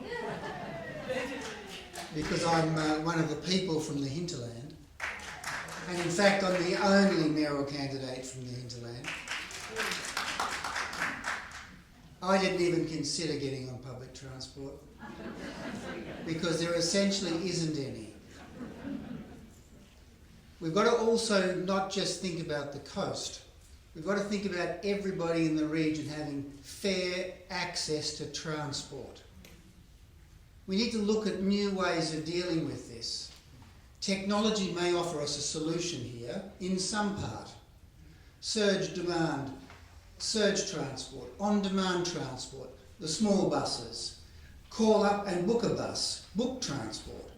People with disabilities, imagine the difficulty they have in trying to get on public transport as it stands today. We need to do some things differently. The other key factor here is the state government runs the buses. The state government's proposing to spend probably some billions of dollars on a new rapid transit system, and currently we have about a 3% usage of our buses. Now, on my calculations, that doesn't sound like a good prospect if we're going to put 3% of the same people on those new billion-dollar buses, those rubber-wheeled vehicles. So what we need to do is do something more with what we've got now so that when that investment is made, we get the payoff. So we need to engage with the state government now to change the existing public transport system so we're ready for a new transport system, so we get the most out of it. Otherwise we're wasting our own money, because that's effectively whose money it is.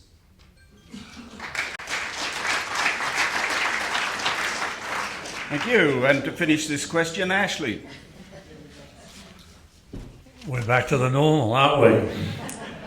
Okay, who here believes in the tooth fairy? Put your hand up. The tooth fairy. Or... So, seriously, folks, seriously, the heavy rail, if you think the heavy rail is going to be in the Maroochydore CBD in 8 years, with a tunnel to build and a bridge to build and money to come from the government, we believe in the tooth fairy, because it's not coming. And like any good army officer, you plan for the worst and hope for the best. So hopefully it does happen, but what's the plan if it doesn't? Which most of the candidates have pretty well nailed it, what they want to do, and I have to agree with them. I guess my thing is we need to get the cycle paths, as we've said, but we need to engage with the state government, because they've let us down at Caloundra with the bypass road there. They've let us down with the rail. That's what it looks like it's going to happen. And I guess, Rosanna's idea with the on-demand buses, we could have small buses, and maybe I could help Rosanna with that. I've spoken to a few club managers around the place and presidents, and we can engage community clubs to have on-demand buses, like the courtesy bus I'm talking about, where the state government's going to have to fit the bill as well as the federal. You've got some federal members running around here with signs up saying they're getting heavy rail. What have they actually done? So what we need to do is to get the on-demand buses so people can ring up Monday to Friday, and it might be the Mullany, it could be a sporting club Mullany that runs the bus.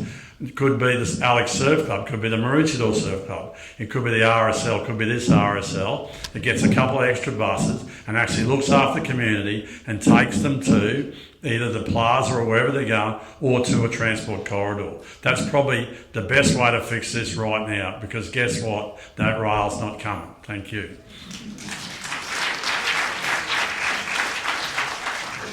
I just want to congratulate the audience. You've been incredibly patient and very gracious tonight. Thank you very much. We just have 2 more questions, and then there'll be an opportunity for each candidate to wrap up. They will have only 2 minutes to do that. So the penultimate question of the night is this, and we'll begin with Michael this time. A number of residents and candidates have proposed that council should provide residents with an annual curbside collection for bulky waste. Do you support a council review into commencing an annual curbside general garbage collection, and what factors do you think need to be taken into account? Michael.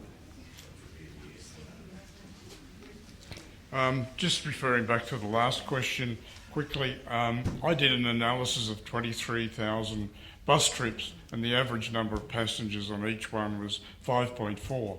And they're 40 capacity buses that are carrying essentially 5.4 people, and they're not even doing whole trips, so how many people would be on a bus at any one time is... But the curbside rubbish collection has to be re-established, because what we're doing is, if you drive around the area, you find mattresses anywhere. You could they're virtually Airbnb in the open. But I mean, the rubbish is because people are not, because at the same time they raise the tipping fees, so they create the perfect storm. But also, in the end, it's all about what the council has done with the money, how they've overcommitted the rates to not be able to provide the services they should, because as I said, they reduced the early discount simply so they can pay the interest on the loan. So in order to consider how we can restore services, we must consider how we can reduce spending within the council in order to reorient its focus to providing more services and less special projects that they spend enormous amounts of money for. Even if they don't happen, they spend millions on just looking into it, and their artist impressions and their graphics and their pull-up banners and whatever else they do. Rosanna.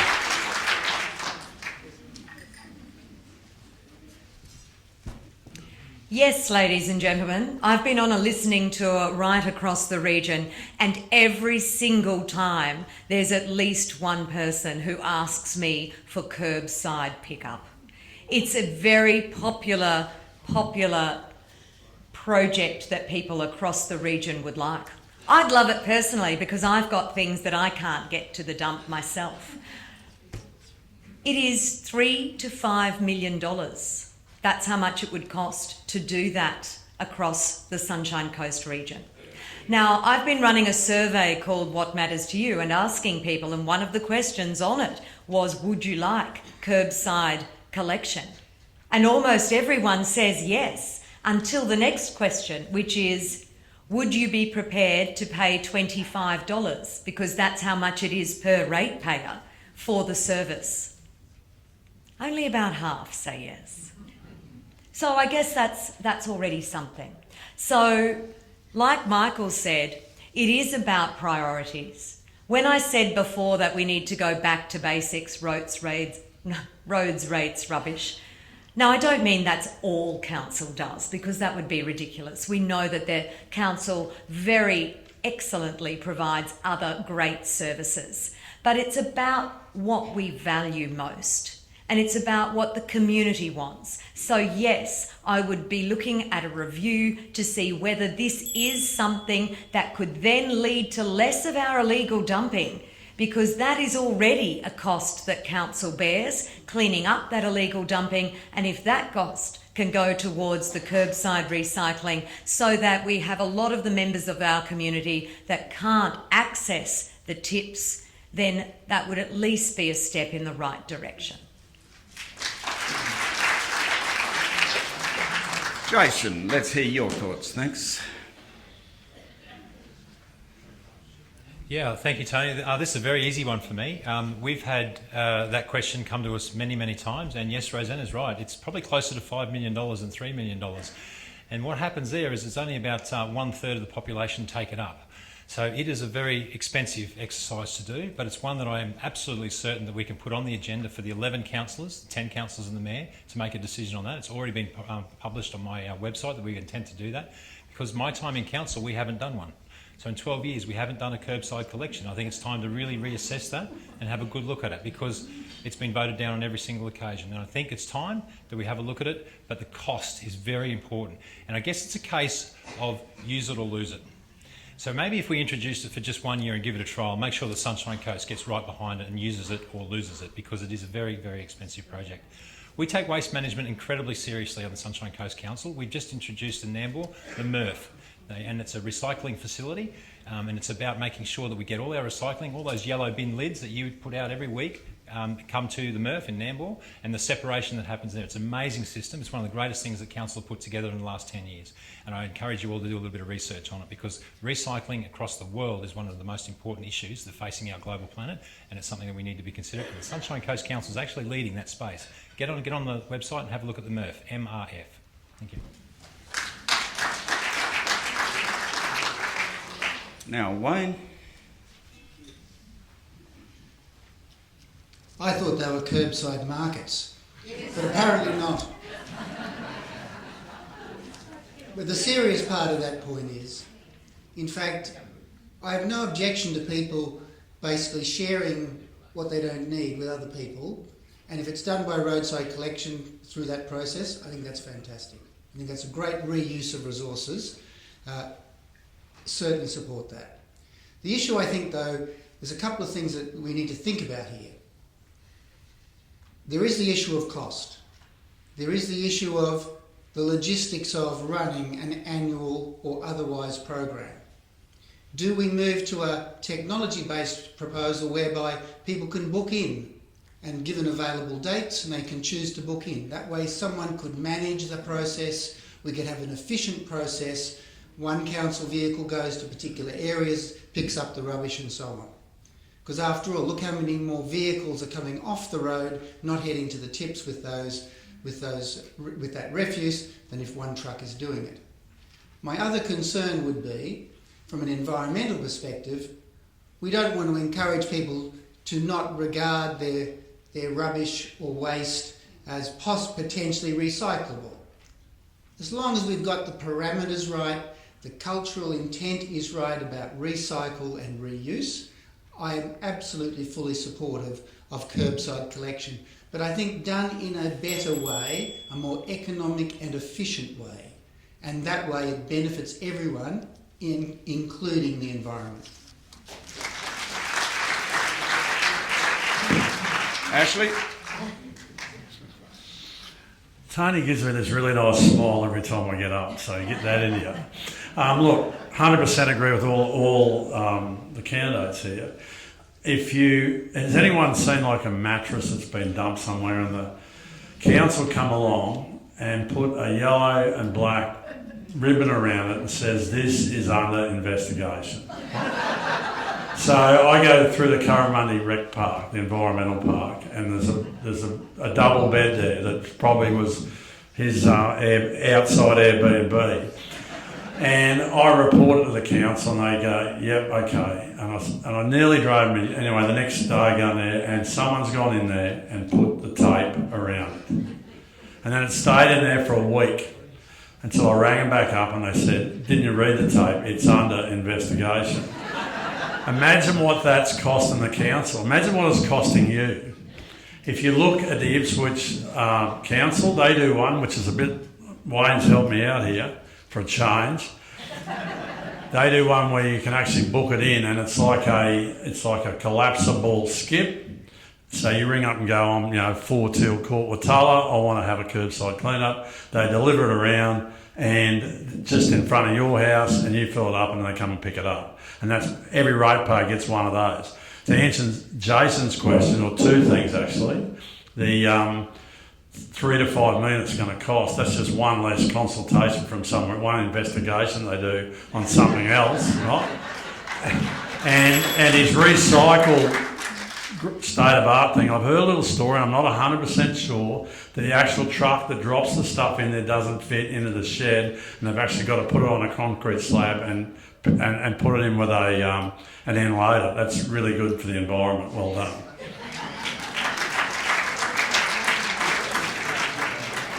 Min, thank you. How do you make a long night short? You put Ashley Robinson as a candidate for mayor. Thanks for keeping us light. So what I support is a circular economy, which means that waste is reduced. And so if a curbside pickup is the way to do that, I am in full support. What I'd like to see is an evolution of the curbside pickup that works even better, where we are actually encouraging people to have centralised spaces where items can be delivered and items can be collected so it's not encouraging landfill, it is actually encouraging a circular economy. How exactly that looks, there are people that will be able to design that. There are people that are already designing that. What I believe in is a Sunshine Coast that has thought leadership that can actually create solutions that the whole world will then adopt, and that is what I would like to see applied to this particular topic, is the evolution of a curbside pickup.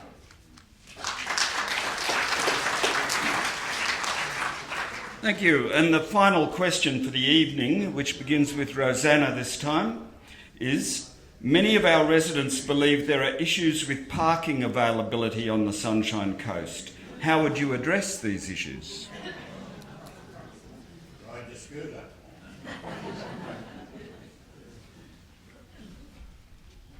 Parking, parking, parking. What a poison chalice. We have parking meters in Caloundra, but when I asked the local councillor how much money is taken in by that, he says we don't release that amount of information. Okay. We have a proliferation of signs and permits in Bottinia, where residents have to pay $48 for a parking permit in their own street. And that problem is because it's expensive to park at the hospital, and the key workers at the hospital can't afford to park there and are parking in the streets nearby. That's not their fault, and therefore that's another parking problem. Mooloolaba has a fabulous car park. No one uses it. Why? Because we didn't want to pay parking near the beach. So we're proving a point, aren't we? We're avoiding that car park like the plague. I've never been in it. In Marcoola, there are lots of yellow lines. Maybe we need a park and ride like Noosa in the holidays, where we can at least try to alleviate that parking. Here's something else you probably don't know. The council, the previous one to the current one, contractually committed to building 2,000 car parks in the CBD at a cost of $150 million. That is coming our way. We will have to do that. We're contractually committed in the CBD. Whew, that's a big one coming, isn't it? I commit to retaining beachside car parks. They are our lifestyle. We need to be able to drive to the beach and unload our cars, unload our surfboard, go to the beach. We need to keep them free, and residents' permits should be free as well if they're impacted by hospitals, or the same in Maroochydore with the CBD. It is a very big issue. We have a lot of issues coming our way this way, and I'm being... Jason, thank you.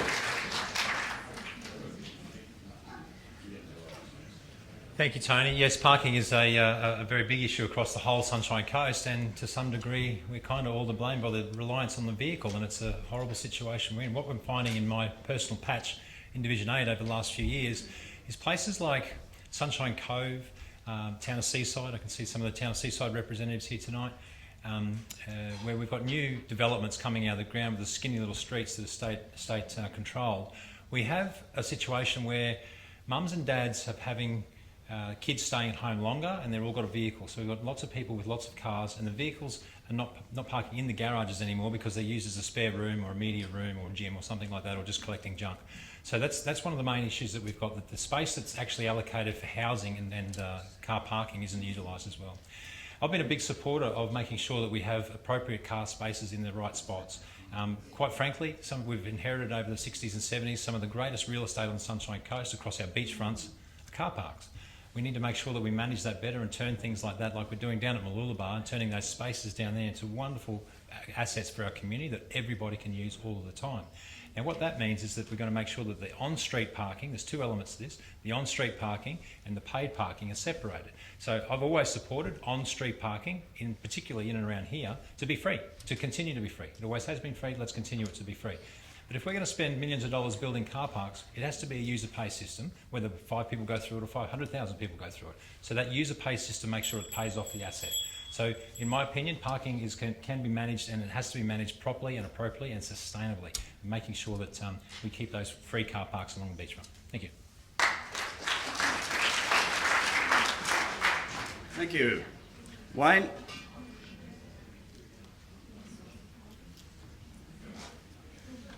I'll be brief.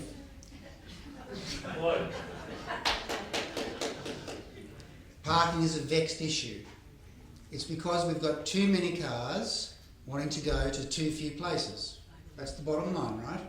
We all want to go to the beach, but there's more and more of us all the time, and there's still only the same number of car parking spaces at the beach. So we need to do some things differently. Perhaps some park and ride arrangements with some little minibuses might work. Residents and tourists have different expectations. You're the residents, you're the ratepayers. There needs to be some balance in this, because tourists don't have an expectation of parking at the beach necessarily, for example. So let's look at some creative ways of managing this so that you get a fair deal. Tourists can have a great time, they can use some park and ride and other arrangements, but our first priority has to be for the people that live here. It's not going to be an easy solution, but there's a number of ways we can do it. But there will have to be a little bit of giving up and a little bit of take, but we can find a solution.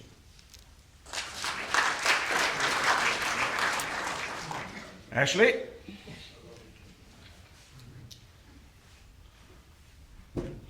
So, thanks, Wayne. Parking. I sort of answered this in the other question about exactly what Rosanna said too about the minibuses, etc. And you look at places like Aura where they all want to go to the beach. And Stockland's answer when I asked that was they're building their own beach out there, their own waterfall and everything else. But will people still want to go to the beach? Probably. So we need to have a look at some different parking solutions. But I'm pretty sure Rosanna and Joe have sorted one out, because I remember when Joe campaigned last time it was going to be free parking in Melinda. So if you're the mayor, Rosanna, is that car park going to be free? Would be my first question. The second one, I went to Caloundra Chamber of Commerce the other night, we all did, and I expected questions about the parking meters and the car park, and there was zero, which really concerned me. But when you go down there, it is a dead set problem. It's 2 hours, so it probably should be 3 because people want to go to the movies or the shop or whatever. But I think the biggest problem down there as well is they've got an unmanned car park out the back there that is now the state government, right? So all of the female workers are not going to park there. There's no lighting. There's a couple of homeless people living there. It's dirty. It's got graffiti over it. There's a solution for Caloundra that we need to hammer the state member about to at least fix that and see what Joe and Rosanna come up with in Melinda. Thank you. Min? Yeah, so this forms part of the transport topic that we spoke about earlier, because obviously if we can reduce our reliance on cars, we can actually reduce our reliance on car parking. But we actually also have to recognise the fact that there are absolutely people that cannot get out of their cars, nor should, and therefore they should be prioritised when we are actually planning our parking activities. I equally got stuck in the Mooloolaba car park, so I understand what is going on there. I'm actually somebody who is prepared to pay for parking if the facility is one that that can alleviate the fact that the people that need to park on the beach can park on the beach, because I'm prepared to take the other option of paying for parking. But it needs to be an outcome that we can all work for. In Caloundra, the shops are calling for equality. They're calling for the fact that their shopping strip is actually metered, while the other shopping strips on the Sunshine Coast are not metered. That is not fair. There needs to be a review of the equality across the Sunshine Coast in regards to parking, and parking needs to form part of the whole transportation task force that I discussed earlier, where we come up with creative solutions. There are always hurdles, but there are always solutions. And the final response from Michael, thank you. Yeah, well, we seem to be preoccupied with the glitter strip, like there's nobody parking outside Caloundra to Maroochydore. Just within that area, they're putting 8,000, 10,000 people into what was the CBD, and the proposal is, I think, that nobody has a car in those apartments in that area. And also, they're densifying all along, say, Bradman Avenue. They're taking a house, putting 9 apartments on it, and each apartment has 1.3 parking spaces. I think the 0.3 is a bicycle. So, and then, of course, the building is about 3 cars wide, so you've got maybe 20 cars in the building, and you've got parking for maybe 12. So they wander around looking for somebody else's house to park in front of. But the real big mental issue is developing in places like Aura, where you have 50,000 people coming, and they've got one garage because they use the other half for storage. They've got one car they can park in front, and they've got 3 kids that are 10 years old that are going to want a car when they're 18. So you've got 5 cars. So you're creating this enormous issue of people being under constant stress just to find parking. The council solution was to fine anybody that parked on the verge. So, I mean, all around the world, people park on verges, but our council says, oh no, there's nowhere to park, but don't park on the verge because it's $91. So, you know, we have to deal with an issue that we have now, not one that we're going to deal with in 4 or 5 or 10 years when we have a better idea. We have people that, because there's only 10,000 people in Aura at the moment, what happens when the 50 or the 25,000 houses are filled? You've got a disaster. And in a few years, you've got a bigger disaster. Thank you. Thank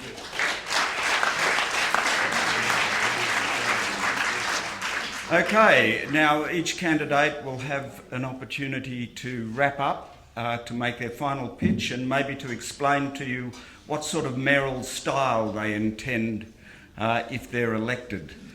So we'll continue the system we've been using and begin with Jason. Thank you.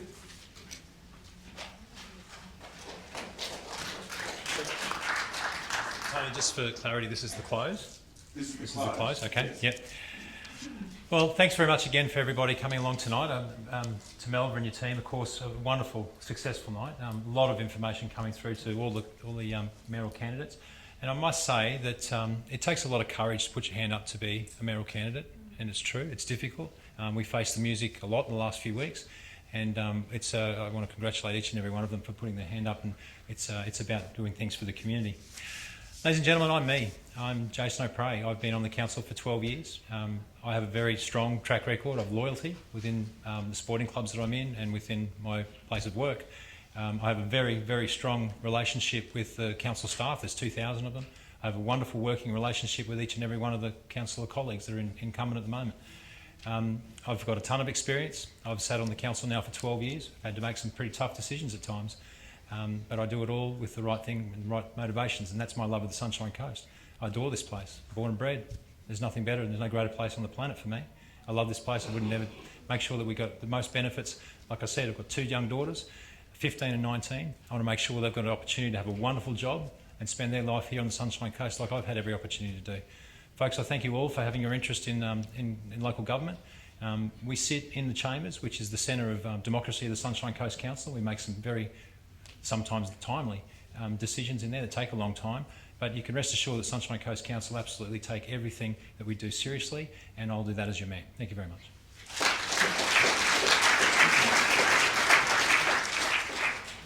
Wayne. You're expecting something, aren't you? Yes. This is what I call style. This is what I call mayoral style. For you, yes, I've got a suit, and I'll wear it when I need to. But the style that I think we're really talking about is what I talked about earlier. It's about authentic leadership experience. You want someone genuine. You want someone real. You want someone who can represent your interests in every part of government in this country. And you want to be proud of a person that can stand up for you in an international place as well, if it ever comes to that. Leadership's about being brave. Brave is about taking you on a journey, going with you on a journey that's going to be hard and difficult. We're going to try new things, try new ideas, and we're going to get to the end with everyone better for it. But the person taking you on that journey needs to be brave, because it's going to be difficult. And I'm not worried about being re-elected in 4 years. That doesn't concern me. My greatest concern is that we make a real impact for the residents of the Sunshine Coast region. And we can do that, I believe, because I have significant experience across government, private business, global business, of some 40 years, plus demonstrated tangible evidence of leadership through my awards for service in the Queen's Birthday List and from the Tourist Commission. I've thought about this a lot. On my website at www.parcellformayor.au, you can find my policy positions on 50 different items on that website. 16 pages and some information about me. Change that matters for you is what you want. Thank you. Ashley. So we're going to talk about style. Look, I know I've been a little bit light-hearted about this, but this is a serious job, and I think the next 4 years is going to be very serious for the Sunshine Coast. I've got 2 grandkids, one's 6 and one's 10. It's given me a whole new lease of life, and I look back at the life I had as a kid at Udlow, and it's not going to be like that for them, but I want to make it as sustainable and as safe as possible for them. I can be serious. I run many businesses. I really want the job. I don't need the job, but I want the job. And we need to absolutely hammer the state government, the federal, particularly the state government coming to this election and stamp our feet. And you're going to need someone that's going to fight for you. You're going to need someone that's going to fight for you with, as I said, with these federal members that get around that don't appear to do too much that I see for this Sunshine Coast. If you want someone that's going to fight for you, vote for me. Thank you.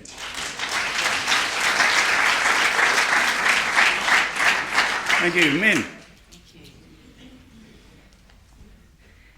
So what we're going to need on this tipping point is a multifaceted person that can do the whole role of the mayor. That's from leading and building a team within the 10 division councillors that, unlike private enterprise, we don't get to choose who they are, but we need to turn them into an effective team if we're going to get certain decisions in a timely manner out of that chamber. You need somebody who can represent you as a team at a state and federal level and build a Sunshine Coast that can work together in a team Sunshine Coast capacity. In my 30-year career, I have never dropped a ball that has been thrown at me. This is just who I am. I am a hard worker.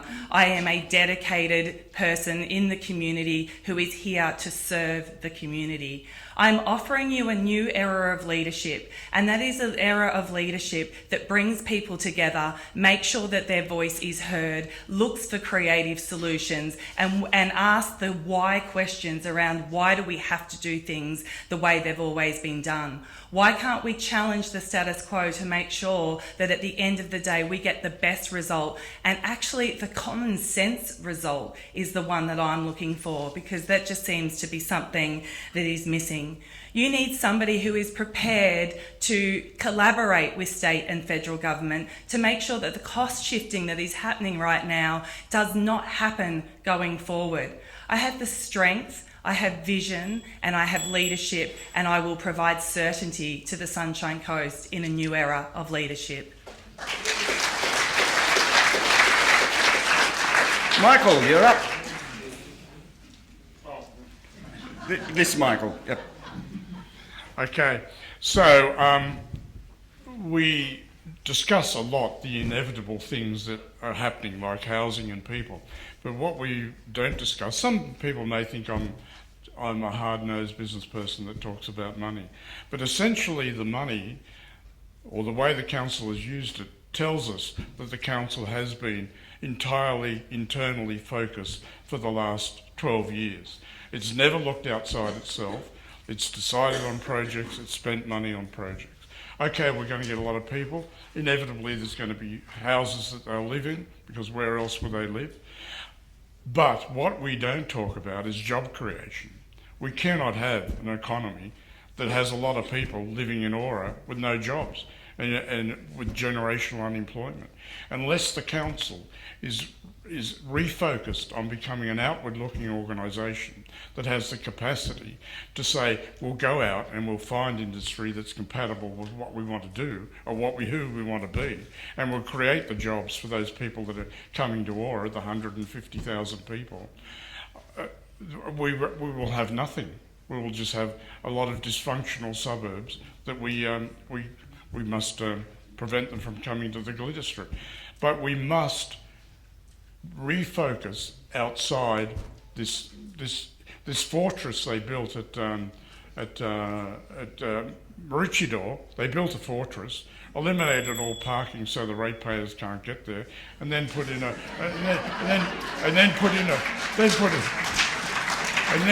sliding door that you have to get approval for to go through. They've essentially cut themselves off from the whole community and said, oh, well, ring us up and you'll get a receptionist and she'll take a note, and maybe in a year or so something will happen.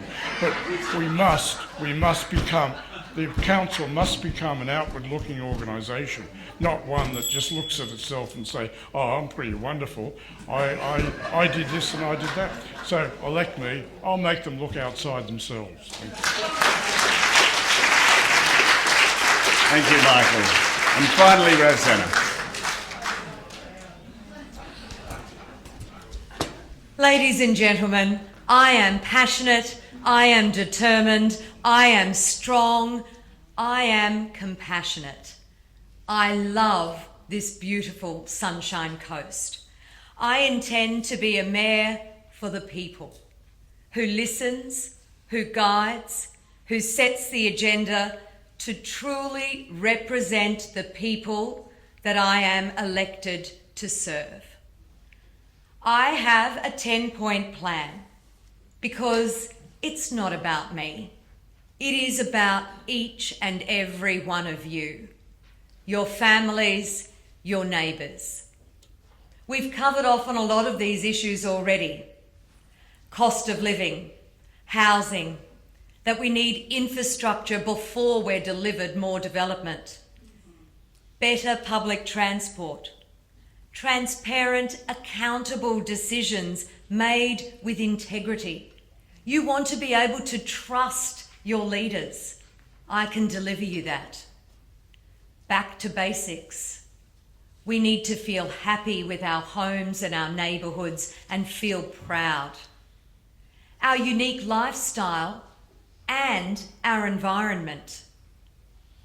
We need to promote continued economic growth, maximising the Olympic and Paralympic benefits. We need to control the costs of council, and we need to restore community focus. No one here tonight has even mentioned the arts. I'm a big supporter of the arts and have been here for decades. Our arts and our sporting communities, our community groups are the backbone of our lifestyle here on the Sunshine Coast. You've told me you don't want more of the same. You've told me you want change. You've told me we need a reset. Ladies and gentlemen, I'm listening.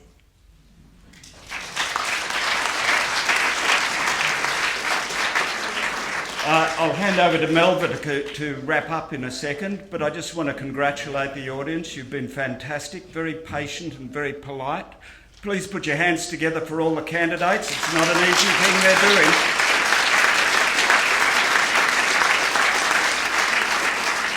I want to congratulate Oscar for tonight, and I'm moved to finish by quoting Churchill, who said, "Democracy is the worst form of government, except for all the others that have been tried from time to time." Melba. Yeah, thank you, Tony. You've done a fabulous job. Your sense of humour, I love the glare, and the just moving, the nudging over, how he's just managed that really well, and the gracious walk to the stand. So thank you, Tony. Much appreciated. To you, the audience, didn't hear any snoring, so obviously no one went to sleep. We got a few people yawning, so we're going to let you go home. But thank you very much. You've been engaged, you've listened, you've participated, and we hope that you take home some information. If you want more information, and I'll do a little bit of publicity here, Oscar website, oscar.org.au, has every candidate listed, their website, so it's a one-stop shop. You can find their Facebook link, their website link, their email, and you'll find their answers to our questionnaire. Thank you for the 6 councillor mayoral candidates have responded to our, 26 questions. Thank you so much for doing that, much appreciated. And that will all be, they're not quite on yet, the questionnaires, but all of that information is on our website. So we want you to be informed. We don't back any particular candidates, we want you to be well informed. And I thank also the people who've stood, while some of you have been sitting here, there have been people who stood at the back of the room for the whole night. Thank you very much, and I think that says how engaged people have been. I would like to make just a word of thanks to those behind the scene, the members of the executive who are here, who have been part of this process, because we've lost a couple because they're supporting candidates.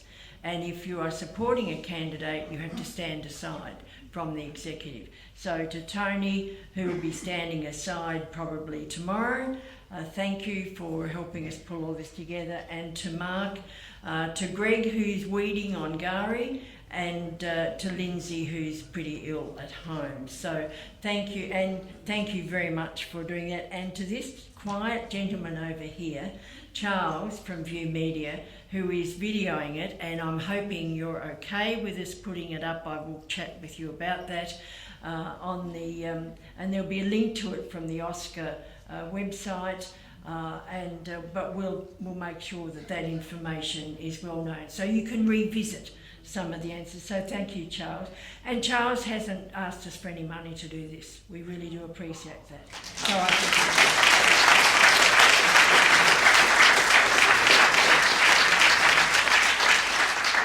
he's probably saying I've got the bill in my pocket. So thank you to the people behind the scenes.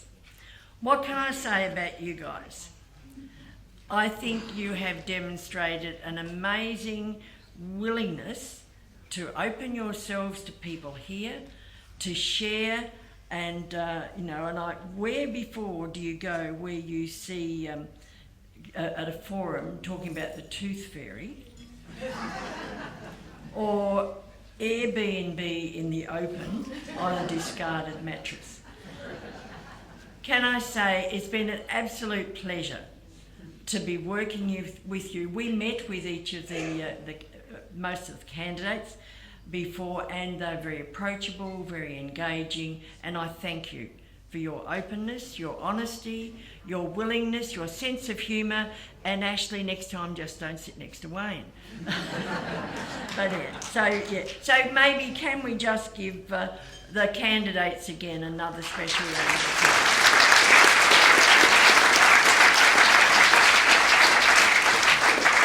And again, thank you. Travel safely as you get yourself out of the car park, which is full. Thank you very much.